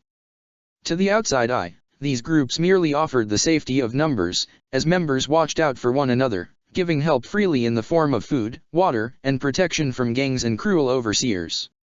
It was only in the inner circles that the truth of these groups was revealed, as they embraced mutation and disease as a source of strength. Unseen by the Imperium, keeping hidden from the Inquisition, these tainted communities were growing on thousands of worlds, drawing more and more members while their leaders grew ever more monstrous. Once they reached a critical mass, the dissension began, openly aimed at increasing the standards of living. At that point, either the imperial authorities cracked down hard on the workers, thus driving even more into the arms of the cult, or they began negotiations, which gave the cult an opening to subvert them. It was quite a devious con, and one Horus wouldn't have expected from his doer brother. In the Eye of Terror, the Death Guard's daemon worlds were kept secure not by their defenders, but because no other force could make war upon them and survive the environment. Though the corruption of the Plague God took a different form on each one, all of them were utterly hostile to forms of life not already infected by Nurgle's afflictions. Those who besieged the dominions of the 14th Legion more often than not simply bombarded them from orbit until there was naught but ashes left, before using the shifting nature of the eye to reshape the planet entirely. But destroying the sons of Mortarion completely was even harder now than it had been before their transformation on the way to Terra, and such would-be conquerors often found that the Death Guards had survived their assault when they rose from the ruins to slaughter the invaders. Very few warlords were left in the Eye now that were willing to assault a Death Guard world, even should they claim victory. The spoils were meager and the costs high. In their gilded cities of pleasure and pain, the Emperor's children continued their pursuit of excess. They had received Magnus rituals with delight, seeing the new opportunities this provided them. Small cabals of sons of Fulgrim, never more than squad-sized, plotted and schemed to find ways back to the Imperium in order to sate their debased lusts upon its population. Through sorcery and infernal pacts, they made contact with the cults of Slaanesh that plagued the galaxy. From the luxurious halls of the high spires to the obscure dens of the underhives, the charismatic legionaries spread their twisted philosophies, turning hedonistic conclaves into degenerate cults whose horrific acts soon rent the veil and helped their transhuman patrons come across. Though all strata of imperial society were vulnerable to their manipulations, the arrogance of the Emperor's children made them focus their efforts on the higher classes. The sons of Fulgrim reveled in bringing down the good and great of the Imperium, reducing them to slaves to sensation and dragging all that was noble into the mud of excess and cruelty. They delighted in creating cults of personality which, under various disguises, manipulated the masses into overthrowing imperial authorities before summoning their transhuman masters in planet-wide celebrations, at which point the charismatic tyrant proceeded to drag the world deeper and deeper into the abyss, until naught was left of its former self. No sin was beyond the sons of Fulgrim, not even the ancient eugenic practices of the Old Knight, which had created 1,000 mutant bloodlines culled during the Great Crusade. By selective breeding and gene splicing, families whose lineage had remained pure since the first diaspora of humanity through the stars became monsters, hiding their inhuman aspects and hungers behind masks of stolen flesh. Billions of workers were transformed into little more than drones, their individuality stolen away by drugs and gene-twisting plagues, the Imperium only noticing what had happened when the recruiters of the Imperial Guard came to call only to find none of the tributes could learn to lift a lasgun. World after world was burning, purged by the Loyalist legions or obliterated outright by Exterminatus, and Horus agents made sure that the stories of these events were suitably twisted to serve his needs, while the Imperium refused to let the truth spread. In the sprawling, daemon-infested cities of the Third Legion, artisans whose minds were consumed by their obsession for their craft created items of unmatched beauty, presenting them to their patrons as gifts. These artifacts were then smuggled out of the Eye and to wealthy imperial collectors, their souls soon succumbing to the cursed relic's corruption. In all these ways, despite their lack of unified leadership, the Emperor's children were doing a great job at pulling the Imperium down into corruption, eroding its moral strength and deepening the distrust of its trillions-strong population into its God-Emperor-appointed masters. Of Fulgrim himself there had been no sign since the conclave. Horus knew that the Phoenician had withdrawn to his own hidden daemon world, abandoning his sons until his ever-changing whims demanded their service or worshipful attention once more. Had the War Master desired to, he could have found his brother, but there was no need. Like his legion, Fulgrim had proven that he was a tool best left to his own designs. Attempting to channel his capricious nature was an exercise in futility. Despite Lorgar's withdrawal after Mariana's declaration, the Word-Bearers remained far more united than the Third Legion. The Dark Council had taken over, under the combined leadership of Erebus and Corphaeron. Through guile, cunning and blackmail, the Dark Apostle and the Master of the Faith had reclaimed their former prominent positions within the 17th, and were now directing a campaign of underground warfare across the galaxy, calling upon instincts sharpened during the decades that had preceded the rebellion. On the matter of the proclamation, the Word-Bearers were divided. Some recognized it as a strategic masterstroke, a way to turn the traitor legion's exile from a weakness into a strength. For while the exiled could make contact with their allies in the Imperium through source-rouse means, the Imperium could never hope to attack them in the Eye. But others believed Horus' lies to be heresy of the highest order. These fanatics believed that the War Master should have made the primordial truth obvious in his message, and reignite the flames of holy war in the name of chaos. These warriors had not embraced the new war. Instead, they remained mired into the Legion War's mindset, guarding the Legion's daemon worlds and building weapons of apocalyptic power in preparation for what they believed to be an inevitable confrontation with the Horusseans. In that regard, the remains of the Crimson Accords served them well, granting them access to the accumulated esoteric lore of the Thousand Sons. A sizable part of Horus' efforts within the Eye were dedicated to keeping track of these projects. Some, the War Master allowed to reach completion, seeing their potential if they could be captured, but most, he ordered to be subtly sabotaged in ways that cast the blame on the Apostles and warpsmiths responsible. His spies also hunted for any clue as to the paths outside the Eye of Terror that the Word-bearers had secured, using them to send entire, chapter-sized hosts on holy quests. The Ecclesiarchy bore the brunt of the Word-bearers' efforts outside the Eye. The 17th Legion's hatred for the organization knew no bounds, and Cor Phaeron had sworn an oath upon the tattered remnants of his soul that he would see it disgraced and destroyed. Acknowledging that the mad cults they had employed as bolter fodder during the heresy had little use in the new war, with the loyal legions able and ready to crush any such pathetic insurrections, the Dark Council had adopted a different approach.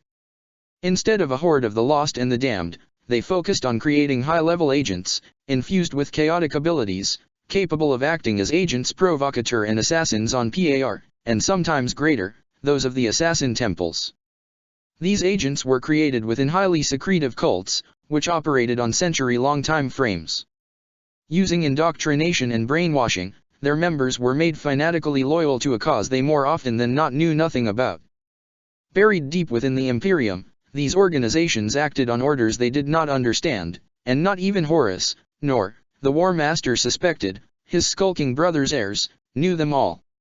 Yet for all the threat that the 17th Legion might pose to his supremacy, it was the Alpha Legion that worried Horus the most. Since the Broken Conclave, he had not seen or heard from Alpheus, if it had truly been his brother who had been on Zeolasa, and not one of his body doubles. In the final days of the rebellion, the allegiance of the 20th, never quite as certain as the War Master would have liked, had become even more muddled. On Olaner, Alpheus had offered him a priceless trove of intelligence on Dorn's defenses of the solar system, before departing, telling him without words that his legion's strength had been spent in the effort to gather this data. Yet as the home system of humanity had burned, there had been reports of warriors clad in the Hydra's colors, fighting across that great battlefield without paying heed to the commands of Horus warlords. Most had fought on the side of the rebels, but not all. The new format of the Long War played to the strengths of the Alpha Legion more than it did for any other traitor legion. The fanatic devotion of the 17th made it more difficult for the Dark Apostles to play the subtle games required to turn the followers of the throne without breaking their minds with the truth of chaos or the use of their brainwashing cults, while the operatives of the Hydra were expert at twisting truth and lie alike to make pawns of others. As far as Horus could tell, the 20th was responsible for dozens of civil wars which had crippled supply lines to imperial war zones and destabilized sectors upon which the loyal legions counted for recruitment, and these were only the ones that hadn't escaped his gaze. He didn't know where the Alpha Legion's main base was located, if it even had one. He suspected that the number of outposts of the 20th outside the Eye surpassed even that of the 4th Legion. It also seemed that the sons of Alpheus could move in and out of the Eye of Terror at will. Outside the Eye, their lack of obvious chaotic markings allowed them to disguise themselves as warriors from loyal legions with nothing more than a new coat of paint on their armors. An army of master conspirators, scattered across the galaxy with little if any cohesive leadership, its loyalties questionable and its skills undeniable. Sometimes, Horus felt as if he ought to pity those in the Imperium who knew of the Hydra's threat. They truly were a nightmare enemy. From his throne, Horus watched it all, listening to the whispers of countless daemons and the reports of his spy masters and sorcerers. In his mind's eye, he held an image of the galaxy, considering every angle of the Long War, seeing where and when best to act to shift things to his advantage. Even now, with the 9 traitor legions working to drag the Imperium into darkness in their own ways, the empire they had all built together remained strong. His loyalist brothers worked tirelessly to keep it standing, to repair what the heretics and the Xenos tore down. He knew that it would take time before he could ever hope to overthrow the Imperium and claim the glory that was rightfully his. But it was fine. He could play the game. He could be patient. In the end, all would kneel to him. Chapter 17, The Coming of the Wolves. Of all the loyal Space Marine legions, the 6th had suffered more than most and less than some during the heresy. Never the most numerous of legions, it had sustained heavy casualties at Prospero, before being bled further at the Battle of the Alaxes Nebula by the Alpha Legion. Then had come the attempt at striking down Horus at Beta Garman, and the carnage of Yerant. Less than 10,000 warriors of the rout had survived, and they arrived at Terra to find the planet ravaged, the traitors fleeing, and the Emperor all but dead. Driven by fury and shame alike, the Vilca Fenrica threw themselves into the grim warfare of the Scouring. Acting as the Emperor's executioners one last time, they purged world after world of any trace of demonic infestation. The champions of the 6th Legion struck down many infernal lords during that dark time, regaining some of the honor they perceived they had lost. Russ himself hunted for the vengeful spirit, his hunt being thwarted when he reached the Cadian Gate and realized that going further was meaningless suicide. For years, the Wolf King remained on Cadia, guarding the gate until Dorn and his imperial fists arrived to turn the planet into an impregnable stronghold. Only then did Russ depart, returning to Fenris to rebuild his decimated legion. In the decades that followed the Scouring, the Space Wolves underwent a great many changes. Between Horus' manipulations of the Legion and the loss of the Emperor's guidance, they no longer felt confident that they could act as the Imperium's executioners, for neither Russ nor his commanders trusted the newly appointed High Lords of Terra completely. The certitude that came with being the axe of the Master of Mankind was lost, and the Wolves' image within the Imperium, that of blood-soaked barbarians, was now a threat to them. With fear of the traitor legions imprinted deep within mankind's collective psyche, there was a real possibility that the Imperium itself would turn against the 6th Legion out of fear born of incomprehension and the Wolves' own playing upon their dreaded reputation. Drawing upon Fenris sagas, the Great Wolves decided that, instead of killers, they would become heroes. No longer would they be the dread executioners, sent to crush those who defied the Emperor's laws. Instead, they would be champions, slaying the beasts and monsters that threatened the Imperium's peace. New legionaries were raised from Fenritian stock, their minds filled with tales of the glory to be found hunting down the monsters that dwelled among the stars rather than with the brutal necessity of purging those who defied the edicts of the Golden Throne. The rebuilt great companies took to the stars, fighting on the fringes of the Imperium against Orc empires and other Xenos threats, while dispatching smaller groups of warriors to answer the pleas for help of isolated system. And slowly, over the course of decades, the reputation of the 6th Legion in the wider Imperium changed, as the memories of the Great Crusade faded, replaced by those of warriors in grey warplate striking down Xenos abominations. The threat of excommunication diminished, helped by the intervention of Sanguinius, who intervened before the gathered High Lords in 658-M31 to renew his trust in all of his remaining brothers' loyalty. As the Inquisition grew and divided into those who sought to defend mankind against the taint of the warp and those who sought to protect it from alien influences and menaces, many inquisitors belonging to the latter category developed tight bonds with the 6th Legion. A few Fenris-born inquisitors helped cement that relationship, and soon, it wasn't rare for inquisitors to be accompanied by a small cadre of Vilca Fenrica warriors, acting both as bodyguards and kill teams when necessary. On hundreds of worlds, acolytes of the Ordos worked to uncover alien plots or Xenos monsters, before calling upon the sons of Russ to eliminate the threat with bolter and blade. Meanwhile, as his sons carved a new place for themselves in the new Imperium, in his chambers within the Fang, Leman Russ brooded. The Wolf King was tormented by guilt, wondering if he could have saved the Emperor's life from Horus had he not abandoned his chance to stand on the walls of the Imperial Palace in pursuit of the opportunity to kill Horus himself. Despite his brother's best efforts, he could see the Imperium slowly descend into superstition and tyranny, growing ever further from the Emperor's vision. For a time, immersing himself into the rebuilding of his legion and the diplomatic work of reforging the Imperium in the wake of Horus' treachery was enough to keep his mind from such dark thoughts, but as peace returned to the galaxy, there were no more distractions left. Then came the proclamation of Horus. Russ had known that the War Master wasn't dead. The Wolf King was well versed in the ways of destiny and fate, and he knew that, if Horus hadn't been slain by the Emperor, then he would not simply perish from his wounds or be slain by another traitor. Horus Wyrd was a tangled and cruel one, a doom that lingered over the future of all humanity. And yet, Russ also knew from bitter experience that he could not hope to be the one who would end the War Master's life. He had tried that before, and it had failed then. Perhaps Horus was weaker now than he had been at Beta Garman, but so was Rus, his spirit drained by the exertions of the heresy. Instead, Rus turned his sights to another goal. If his failure had contributed in the Emperor's fall, then he could atone for them by enabling the restoration of the Master of Mankind. With Horus and the other traitor Primarchs manipulating the population of the Imperium from the Eye of Terror, only the leadership of the Emperor could ensure that the corruption of chaos could be kept at bay, and Rus would not trust on the Inquisition, let alone the Ecclesiarchy, to defend the gates of humanity's soul. After delegating most of his responsibilities to the Great Wolves, Rus delved into the accumulated lore of Fenris. He put aside his martial ways and embraced the more intellectual aspects of his transhuman nature. Using the contacts his legion had built with the Inquisition, he arranged for restricted tomes to be delivered to the Fang, and sent parties of warriors to remote parts of the galaxy in search of knowledge from the dark age of technology, and even older epochs. The Wolf King worked in this manner for several centuries, developing partnerships with conspiracies of inquisitors and even brokering deals with Craftworld Eldar, exchanging their lore for relics of their fallen empire or the mercy of imperial forces. The vaults of the Fang were filled with ancient and alien wonders, yet still Rus seemed no closer to finding what he sought. Perhaps his quest was in vain, or perhaps it would only have taken him a few more years, or a few millennia to complete.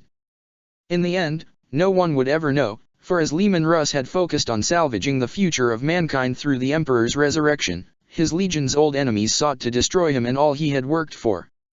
In the year 666. M32, a numerology which drew upon ancient human superstitions and fears, the Thousand Sons Legion launched its greatest military operation outside the Eye of Terror since the Siege of Terra. For decades, cultists and operatives of the 15th Legion had worked through the Segmentum Obscurus. Pirate warbands drew forces away from Fenris, while distrust in the 6th Legion grew as witches and demagogues sought to resurrect the old fears. Kill teams attached to the Inquisition were ambushed by daemon-backed hunters who sought not to kill, but to capture, dragging their victims to secret lairs and laboratories. There, the Space Wolves were tortured using science and sorcery until they transformed into Wulfen, which were drugged and put into stasis. As the schemes of the Thousand Sons reached completion, these maddened warriors were unleashed within the halls of imperial power on a dozen highly developed worlds. Driven to insanity by the torments they had endured, these Wulfens, who still bore recognizable 6th Legion insignias, slaughtered hundreds of imperial dignitaries before being put down. Terror seized these worlds as the images of the carnage were broadcast by treacherous agents. With their circles of advisors whispering in their ears that they must take a stand or risk rebellion, the governors of these worlds made their choice. Despite the growing panic, they did not dare openly declare war upon the 6th Legion. Instead, they sent flotillas and soldiers to Fenris, to bring the bodies of the Wulfen before Leman Russ and demand answers from the Wolf King himself. Select diplomats were assigned to these fleets, and a tense calm descended in their departure. These diplomats, however, were no loyal servants of the throne, but agents of the Thousand Sons. As the ships made course through the warp for Fenris, they enacted vile rituals and sabotaged the Geller fields. Sorcerers of the 15th Legion and their Rubracy troops manifested aboard the vessels, while plague of madness and mutation ravaged the crew and soldiers aboard. Elsewhere, dark rituals and conspiracies centuries in the making brought other forces to bear, as daemon princes of Tsiench that had not stalked the galaxy for eons were brought back into the Matorium. A new Black Crusade had begun, formed of the Imperium's own strength turned against one of its most loyal legions through the machinations of the Thousand Sons. When the warp opened at the edge of Fenris system and disgorged a horde of daemon ships and tainted vessels, a single warcry echoed across the Vox and the system's ether, revenge for Prospero. Like befitted a legion's home system, Fenris was well defended, but while it had plenty of space stations and other defenses, its defenders had been slowly bled dry by the growth of piratical activity throughout the Segmentum. The Black Crusade smashed through the outer defenses, making for Fenris itself. In the Fang, Russ assembled the forces at his disposal, disparate elements of all great companies, as well as nearly the entire strength of the 13th, returned from a brutal campaign against Iraq Gol uprising. The Wolf King believed that the Fang would be the primary target of the invaders, but he was wrong. The Chaos Forces made planetfall all across the planet, and the Daemon Princes leading them began to build vast, nightmarish structures upon the ice and waters of the planet. These chaos constructions strained the world's unstable nature even further, threatening to pull it apart. The scheme of the Thousand Suns was revealed. They sought to obliterate Fenris itself, dragging its pieces into the warp where they would become the fiefdoms of the Daemon princes that had joined the Black Crusade. Convinced that the hand of Magnus was behind this, Rus commanded his rune priests to find where the Cyclops was hiding, but they could not find him. Despite his misgivings, Rus knew that he had no choice. Already, the skies above the Fang were filled with crimson clouds, and blood and tears rained from the heavens as men and women were turned insane by unholy visions that haunted their every waking moment as well as their dreams. The earth shook, though it wasn't yet the season for it, and ancient monsters were rising from the depths to prey upon the terrified tribes. This seemed like the end times. The infernal structures had to be cast down before Fenris tore itself apart. Taking his most elite warriors with him, Rus left the Fang and went on a pilgrimage across Fenris, hunting down the 9 Daemon princes and their followers. One by one they fell to his blade, banished back to the realms of chaos. As his quest went on, however, Rus grew further and further from the Fang, while communications with the warriors still stationed in the Legion's fortress grew ever more erratic as conditions continued to deteriorate. It was then that Magnus' trap sprung. From the portal to the underverse known as Syrtyr's door, the Crimson King himself emerged, accompanied by a vast demonic legion. As his sons and their allies laid siege to Fenris within the Matorium, Magnus had led an invasion of Fenris' psychic reflection within the Sea of Souls. The disturbances this had caused had been noticed by the rune priests, but their significance had been lost in the face of the more obvious threat they faced. Your petty ancestral spirits are nothing but pale reflections of true power, as befits the pathetic creations of childish minds. Muspel burns in the fires of change, the souls of the unworthy dead now fuel for Tzeentch's great engines. And as for your Earl King, his tricks could not deceive me. Declaration of Magnus the Red during the breach of the Fang.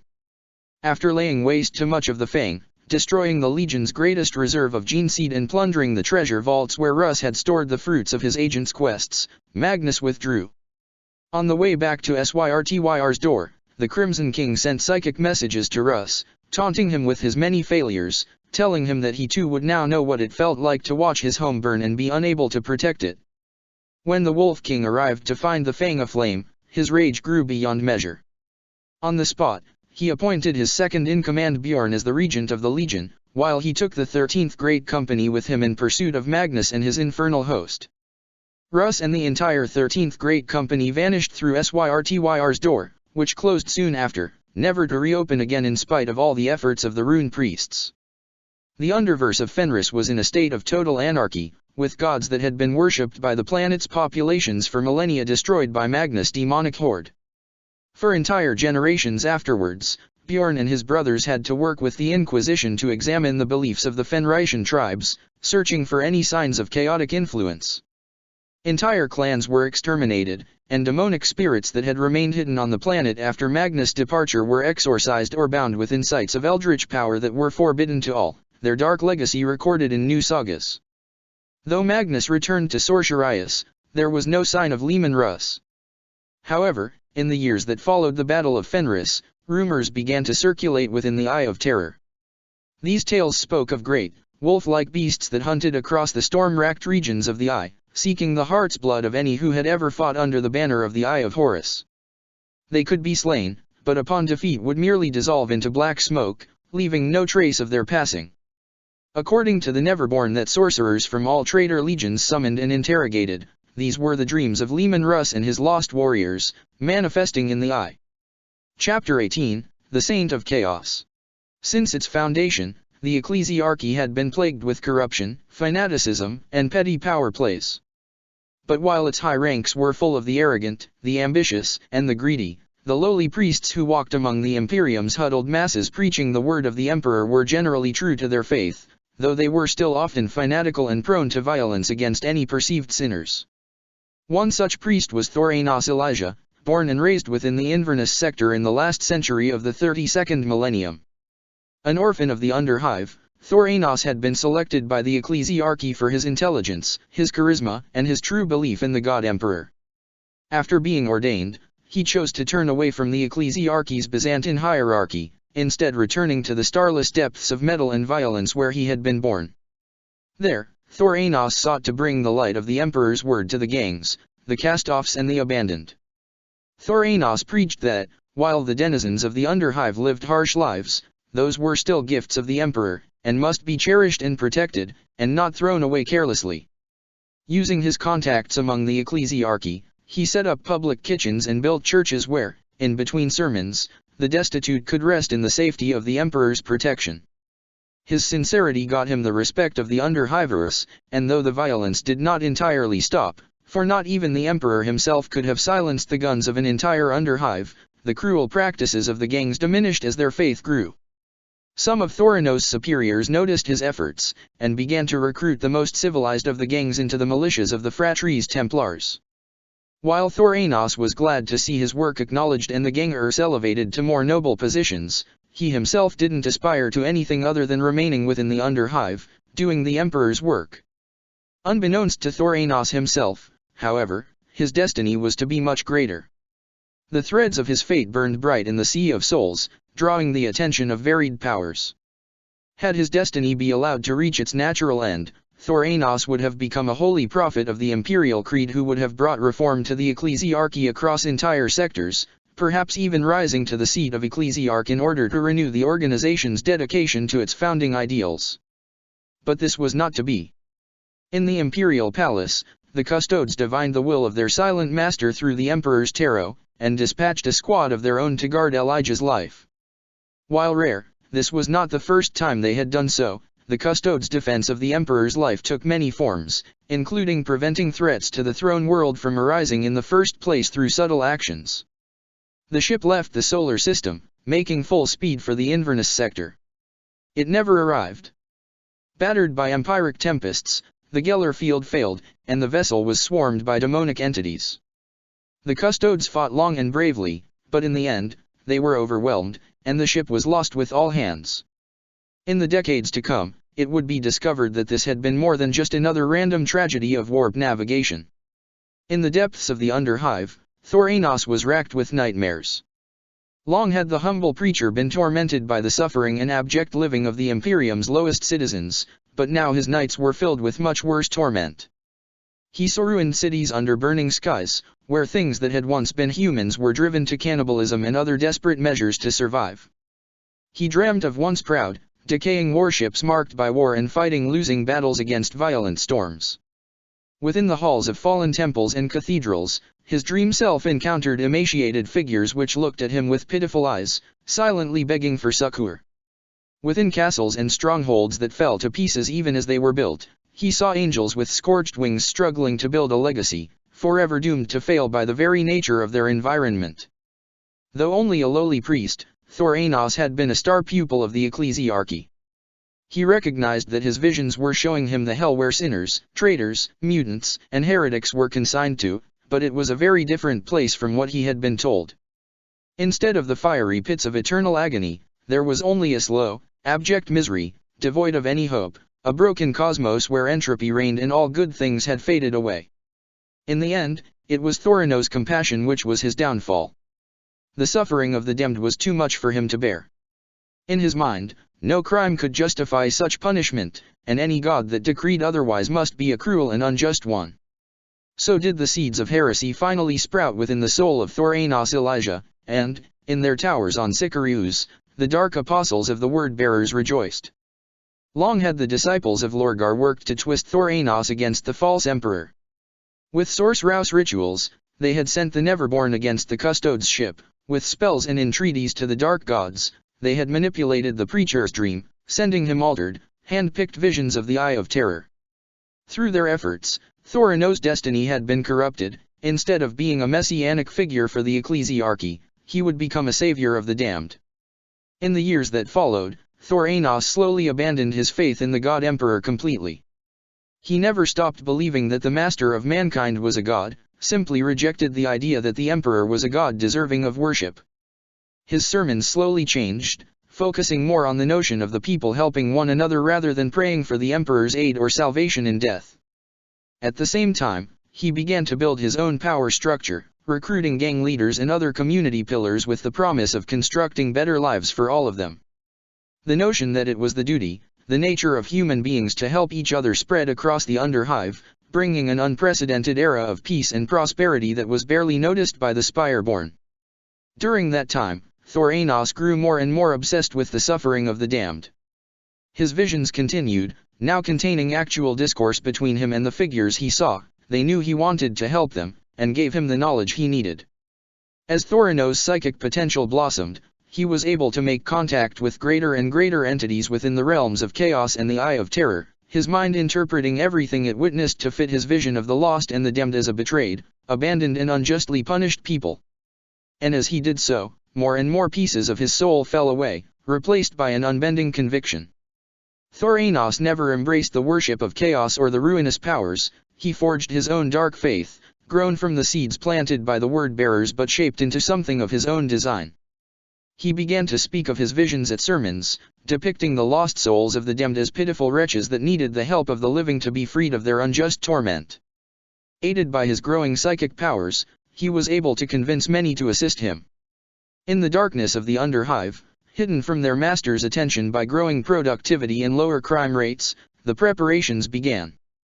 Psykers were hidden from the black ships, ritual components were smuggled from off-world, and believers were shipped off to other star systems to spread Thoranos' message.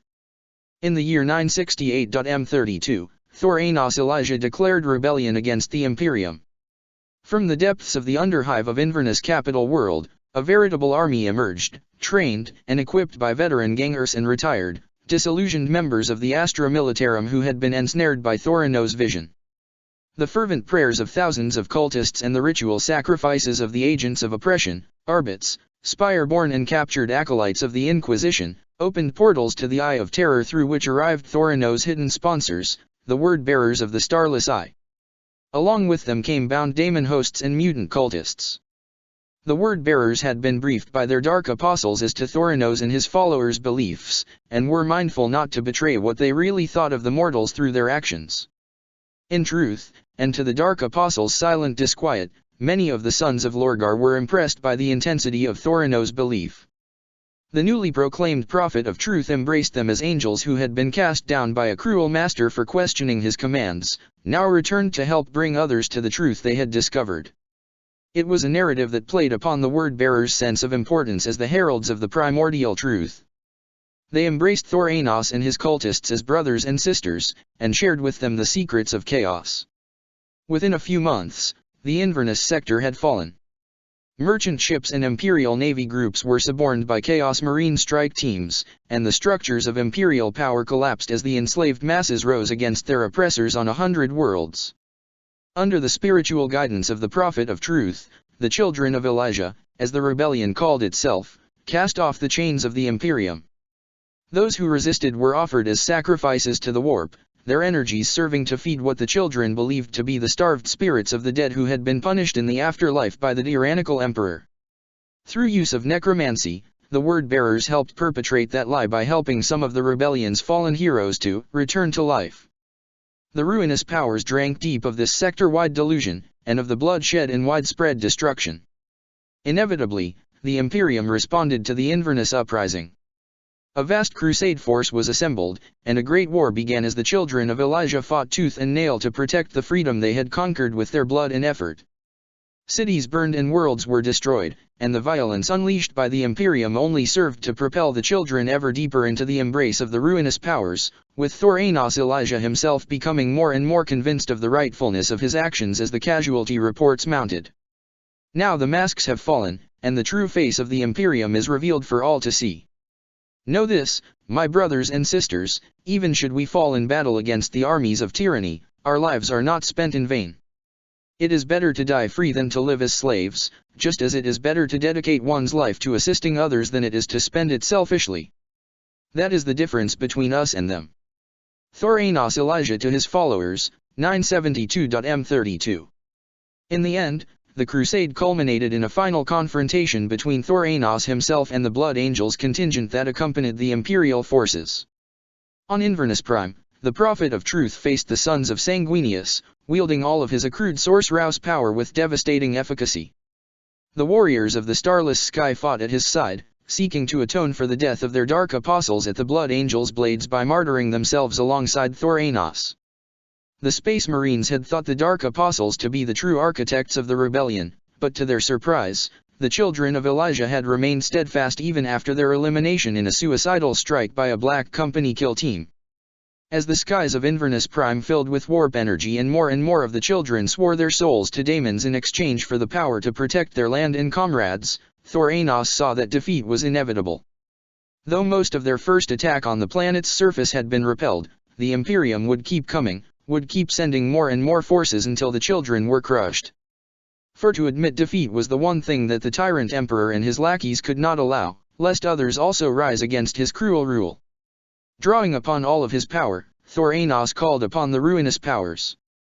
In his twisted theology, the dark gods were the accumulated psychic mass of all the souls that had been consigned to hell by the emperor, their essences pooling together after their individual features and memories had been scoured away by the torments of the Eye of Terror. Though it broke his heart to consign his followers to such a fate, with the help of the dark gods, he rent apart reality and dragged the world of Inverness Prime itself into the warp. Cut off from their allies in orbit and surrounded by the madness of chaos, the remaining Imperials were quickly slaughtered, and the world was delivered by the tides of the warp to the Eye of Terror. For a time, its skies were dark, lit only by the baleful radiance of the Eye's warp storms. Then, as the children began to despair, a new star began to burn in the heavens. Though few knew it at the time, that star was actually the captured Greater Daemon Ixliseth, a fiery servant of Tzientch that had been defeated by the starless sky long ago and was now put to use as Inverness Prime's new sun. Free from the threat of imperial retribution, but now trapped inside the very hell they had sought to deliver their damned brethren from, the children began to rebuild. The war-torn ruins of Inverness Prime, which was soon renamed to simply Inverness, as word came in that the sector of the same name had been renamed in the wake of the uprising's defeat, provided plenty of material. Thor Anos himself had been transfigured by the journey to the Eye of Terror. The last of his humanity, which had been slowly chipped off for decades, had been stripped away entirely.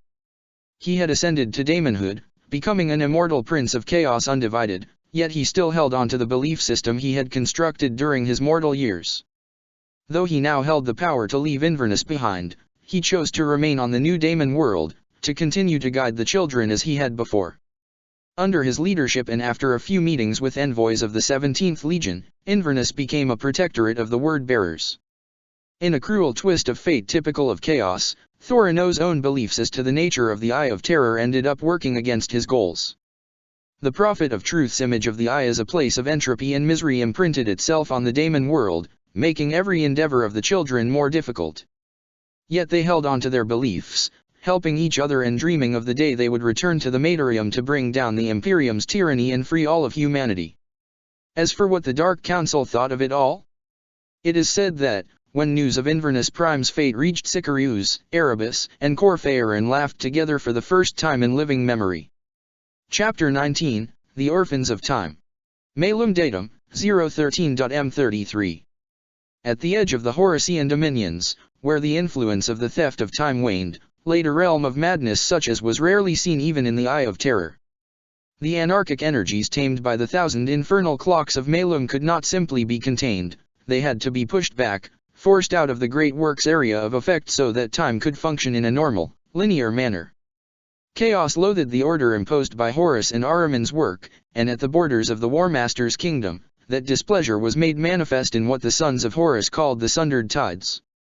There, all the madness that had been exorcised from the Horasian territories was manifested 100-fold.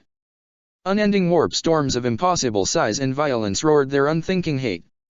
Monsters the size of world blinked into existence or slithered through the ruins of physical laws, before being torn asunder by lightning bolts the size of stars and the color of madness. Among the explorers of the Eye, only one region was known to be more hostile than the Sundered Tides, the Radiant Worlds, where the psychic light of the Astronomicon met the Eye of Terror, creating a region of golden, scouring flames where shard angels did eternal war against the demonic hordes led by Angron. Those worlds that had been caught within the tides when the theft of time had occurred had suffered the worst, as had the accursed souls that had been trapped on their surface. To the sons of Horus, the Sundered Tides were a convenient side effect of the theft of time. Like some grand, cosmic moat, the tides surrounded their territory, making access all but impossible. The only way for a ship to pass through the tides was to cross one of the few channels that were open through them, created by the will of particularly powerful Chaos Lords who had managed to impose their vision upon daemon worlds lost to the tides. All of these lords paid fealty to the War Master in one way or another, for Horus would not countenance any other being able to grant passage into his realm. Those who did not soon received envoys from Horus, who offered a choice between submission and destruction. Whether arch-heretics of the Dark Mechanicum, daemon lords risen above their kin by the whim of the Great Game, mortal warlords marked by the ruinous powers or Chaos Marines, all had either bent the knee or perished. But not all denizens of the sundered tides dwelled within these small pockets of sustained reality. Despite everything, life still clung to the daemon worlds lost to the tides, broken and paradoxical as it might be. And where the sane man would have seen only death and ruin, some of the eyes-mad lords saw opportunity. In the grand cathedrals of Sicarius, the sons of Lorgar looked at the sundered tides, and saw what they imagined the wrath of the gods to look like. To the Dark Council and its apostles, the theft of time had been nothing short of a blasphemy, an attempt by mortal minds, however exalted, to impose their will upon the rightful kingdom of the gods. And so it was that a host of word-bearers was secretly dispatched to the sundered tides, to find out how to harvest their great power for the glory of the Pantheon. Though its primarch was in self-imposed exile within his templum Inficio, the 17th Legion had not forgotten the humiliation dealt to them by Horus at the end of the Legion Wars. Mariana was beyond their reach. Not only had Lorgar given his word, but the woman had vanished hundreds of years ago, but there were many word-bearers who hungered for revenge on Horus and his allies. This, combined with their fanatical devotion to chaos, made the host willing to plunge into the sundered tides. Even with all the ritual precautions, the chants and ceremonies on every ship, the chaining of thousands of willing sacrifices to the hulls of the vessels and the blessings of 8 dark apostles in the light of Sicarius' own infernal star, the fleet of the host took horrendous casualties. Within moments of entering the tides, a full third of the host was destroyed, the souls of the sons of Lorgar torn from their flesh just like those of the mortals they had surrounded themselves with. After an undetermined period of time, the remaining ships of the host located a world within the sundered tides. With their hulls battered and every soul aboard them tormented by the endless screaming of the warp, the captains set course toward that world. Such was the violence of the astral currents that only a single warship managed to avoid crashing into the planet. That warship, the Dominus Dei, was also the one carrying the host's dark apostle, a Colchian named Nergal Velk. Accompanied by his Corypheus and the few hundred warriors also aboard, the dark apostle descended upon the ravaged daemon world, to try and make contact with the word-bearers who had been aboard the crashed ships. Immediately after making planetfall, the host came under attack. Nameless, formless creatures hurled themselves at the word-bearers, and all the abjurations of the Dark Apostle could do nothing to repulse them. These were clearly creatures of the warp, but of a kind never before encountered by the 17th Legion, nor recorded in any of the sacred texts Nergal could remember. They were never born native to the sundered tides, born of the fracturing of time caused by Horus' arrogance. Still, they were similar enough to other daemons for the word-bearers' weaponry to affect them, and after initial losses taken while trying to bind their attackers, the host was able to make progress across the daemon world's surface. One by one, Nergal and his troops reached each of the crashed warships. Those warriors who had survived were added to the ranks of the host, while those too wounded to follow were ritually sacrificed to the gods, and the gene seed of the dead harvested by the legion's apothecaries. When the Dark Apostle approached the final crashed warship, it was with 1,000 legionaries at his back and the meaningless, ceaseless whispers of the Neverborn in his ears. As the host approached the crashed vessel, the distance separating them from their destination was suddenly filled with cracks running through the air itself. The image of the ship shattered into an infinity of pieces, and from the howling void left in its wake came a new horde of daemons. These Neverborn, however, were not incarnated, but fleshless spirits that flowed over the word-bearers like a great tide. The seals and protections of the warriors' armors could not keep out these strange hellspawns, and every son of Lorgar, from the Dark Apostle himself to the youngest initiate, was forced to his knees as a dozen or more infernal spirits battled for control of his flesh. After what seemed like an eternity of suffering, Nergal was the first to rise back to his feet. The Dark Apostle had imposed his will upon the Neverborn that now swam through his blood and soul, though his body and armor had been hideously merged with one another in the process. His Crozius in hand, he went to his brothers, and one by one, he helped them overcome this trial, putting those too weak to reclaim control of their bodies out of their miseries. The word-bearers who rose from this had all become second-born, in the largest simultaneous creation of such possessed warriors ever recorded, surpassing even the foundation of the legendary Galvor back in the decades before the Horus heresy was openly declared. Sharing their flesh with the unique daemons of the Sundered Tides, these warriors were blessed with an innate understanding of the region's unique nature. Under Nurgle's command, the host returned aboard the Dominus Dei. The bridge crew of the ship was replaced by second-born volunteers, who were bound to their stations by dark tech cybernetics in order for the ship's machine spirit to be able to navigate the Sundered Tides by using that understanding. On Malium datum 013.M33, the warship Dominus Dei emerged from the Sundered Tides and into Horusian territory, bypassing the known channels for traversing the tides entirely. The Dark Forge world of Ingrius, whose arch-heretic had given his loyalty to Horus at the end of the Legion Wars, was caught utterly by surprise as its skies were filled with drop pods and gunships launched from the Word-Bearer's battle barge. Nearly 1,000 second-born warriors were unleashed upon the planet, ravaging its industry and plundering its resources, while Nurgle himself hunted down the arch-heretic and offered him up as sacrifice to the ruinous powers. The Skitarii and Daemon engines of the Dark Mechanicum observed that these warriors displayed strange abilities, never before seen even among other possessed forces. Each seemingly operated within his own separate time stream, able to reverse any injury inflicted upon him that did not result into immediate death. Furthermore, they could move through time as well as space, striking from within enemy strongholds by returning to the past after their gates and walls had been breached. The Dark Magi, unable to process the paradoxical strategies of the foe, were slaughtered by the thousands, while their tech thralls and servitors were butchered all across the planet. We are the wrath of the gods made manifest, unleashed upon all those who serve the weakling War Master. We are the fury of the Sundered Tides, the children of chaos. Let the will of the Pantheon be done. From the Dark Apostle Nurgle Velk, during the sacking of Ingrius. By the time the sons of Horus responded to Ingrius' cry for help, the Dominus Dei had long since left the system, plunging back into the Sundered Tides with its holds full of plunder and accompanied by several captured Dark Mechanicum ships, each now captained and guided by a second-born warrior. From that point on, the Daemon worlds on the edge of Horusian territory were subjected to raids from within the Sundered Tides, the defense it had provided thus far proven ineffective against this new and strange force of the Word-Bearers. Not long after that first attack, word of these raids upon Horusian territories reached the Dark Council of Sicarius. Its members were puzzled, for none of them remembered having sent a host to the Sundered Tides, and their heraldry wasn't recorded in any of the Legion's vast archives. After several weeks of investigation and messages sent to all hosts of the Legion, it was determined that none of the hosts had decided to go there on their own either, yet the raids were still happening, led by warriors who bore the colors of the 17th Legion. So it was that Nurgle and his warriors became known as the Orphans of Time, a thorn in the side of the War Master that would not be dislodged. Chapter 20, The Battle of the Forge. Malum datum, 142.M33. It is known to the numberless hosts of the lost and the damned that the realms of chaos are the domain of the dark gods. It is known to them that the primordial pantheon, hold sway over the warp, their dominion challenged only by the false light of the corpse emperor's beacon of pain, a blasphemy that must be avenged.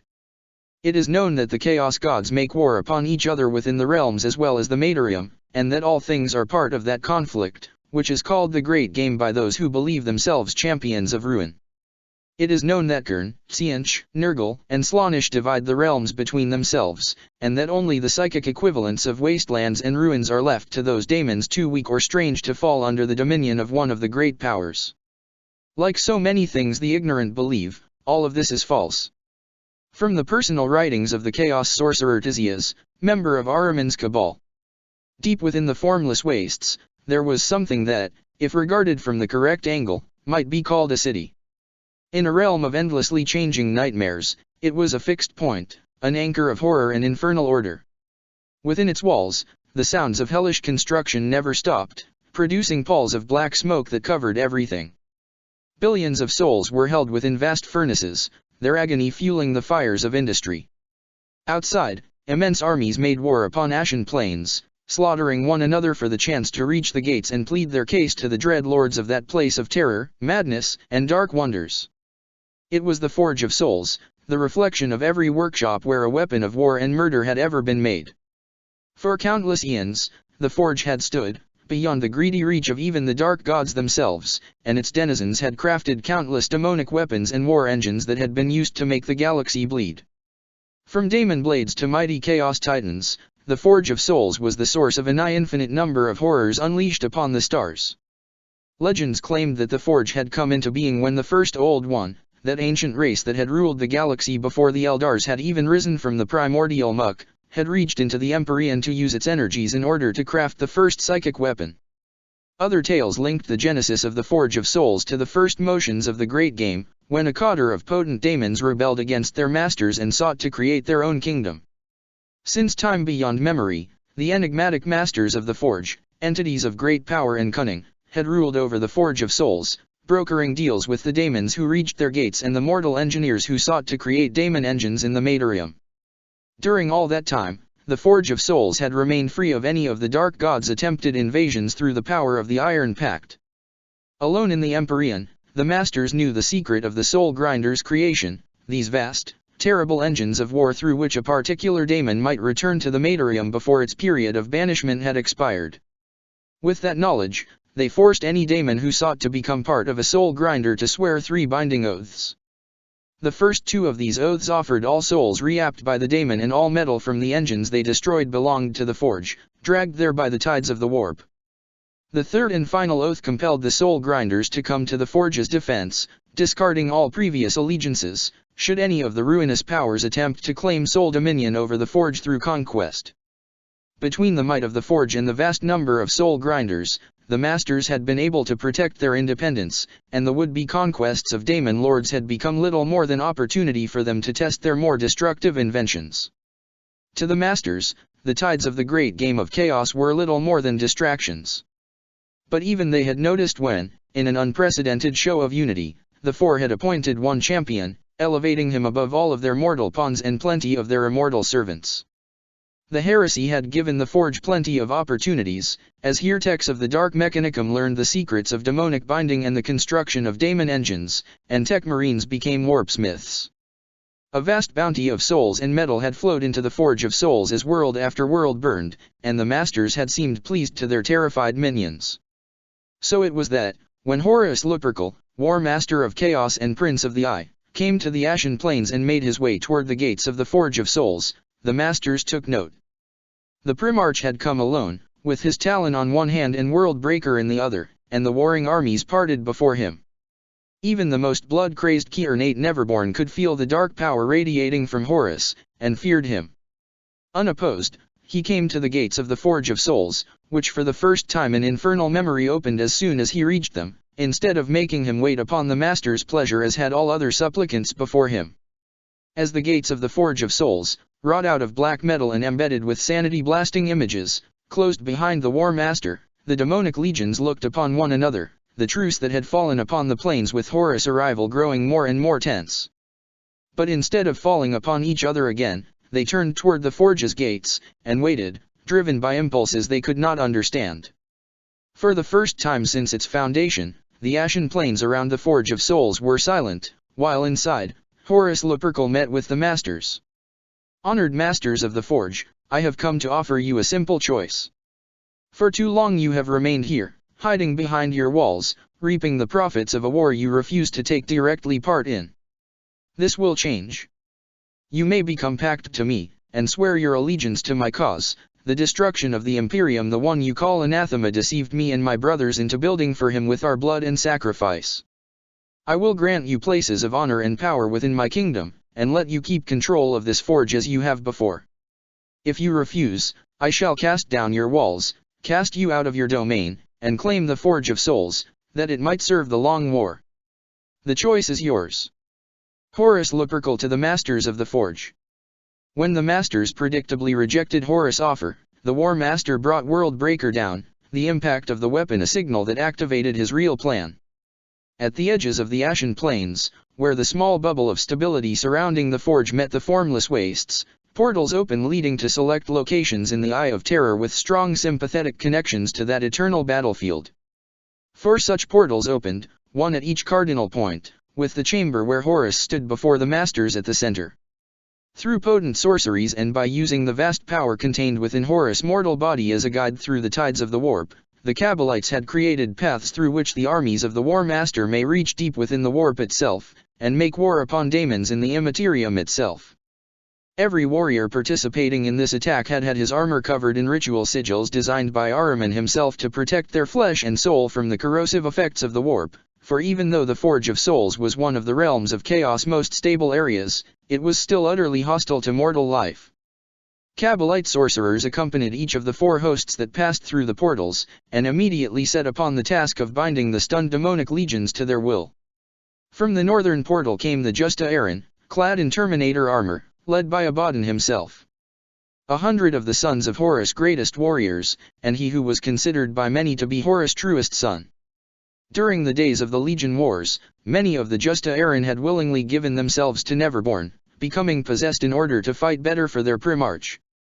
Now, within the realms of chaos, their infernal companions helped them adapt to their unholy surroundings more quickly than any of the other forces. Abaddon himself, though he was not second-born, nonetheless was the first to recover from the transition from the mustering field to the Ashen Plains. With his trusted brother and fellow Mournival member Falkos Kibra at his side, the first captain of the 16th Legion led the charge toward the walls of the Forge of Souls.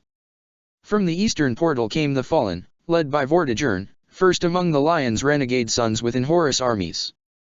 Armed with Sorcerouse blades and secret knowledge gleaned from the archives of Caliban's order before the planet's destruction, they burned a path through the wastes. The substance of the warp reacted to their presence immediately, and shadowy figures with wings of black appeared above them, silently observing as Vortigern and his brothers advanced.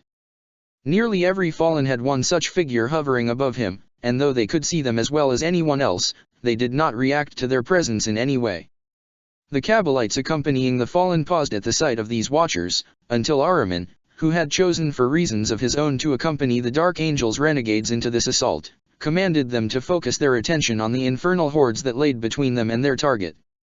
From the western gateway came a contingent of Night Lords, belonging to that faction of the 8th Legion which had embraced the powers of chaos and turned its back on the Long War.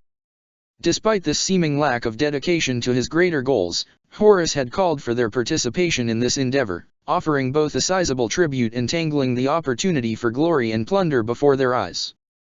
A flock of raptors and warp talons flew from the gate, led by the recently ascended Daemon Prince Krieg Acerbus, once a member of the Chiroptera. Like few mortals before him, Acerbus had ascended to daemonhood not through the patronage of any of the 4, but by his sheer depravity and pursuit of fear and atrocity, elevating himself to such heights of horror that he had earned the approval of each of the dark gods in turn. Take him. If he doesn't come back, then all the better. Jo Sahal, to Horus Lupercal regarding Acerbus Krieg, before the Battle of the Forges. Finally, the southern portal let through a host of mechanized horrors that had never seen the inside of the Forge of Souls, driven into battle by Iron Warriors, Overseers and Warp Smiths. For centuries, the Iron Warriors had sought to master the creation of daemon engines, and the bitter sons of Perturabo had refused to depend upon any other power. It had taken them hundreds of years of often disastrous failures, but eventually, through trial and error and sheer stubbornness, they had succeeded, and now their creations were let loose upon the Forge of Souls. As the daemon engines charged, the warpsmiths looked upon the wreckage covering the Ashen Plains, seeing the ruins of eons of war, and their hearts were filled with hunger for the secrets that laid buried there. Yet they remained focused on the goal ahead, for they had been appointed their task by Perturabo himself. Facing Horus and his armies, the Masters laughed, confident that they would crush this attempted takeover as they had all previous ones. They activated the Iron Pact, calling upon the Soul Grinders to join the defense of the Forge of Souls. Swiftly, however, their assurance turned to shock and horror, as the Soul Grinders did not answer their summons. It was only then that the Masters realized their mistake. The Iron Pact only compelled the Soul Grinders to come should one of the ruinous powers attempt to claim sole control of the Forge of Souls. Horus Lupercal was not a servant of any of the 4, and this attack had for goal to seize the Forge for his own ends rather than those of the Dark Gods.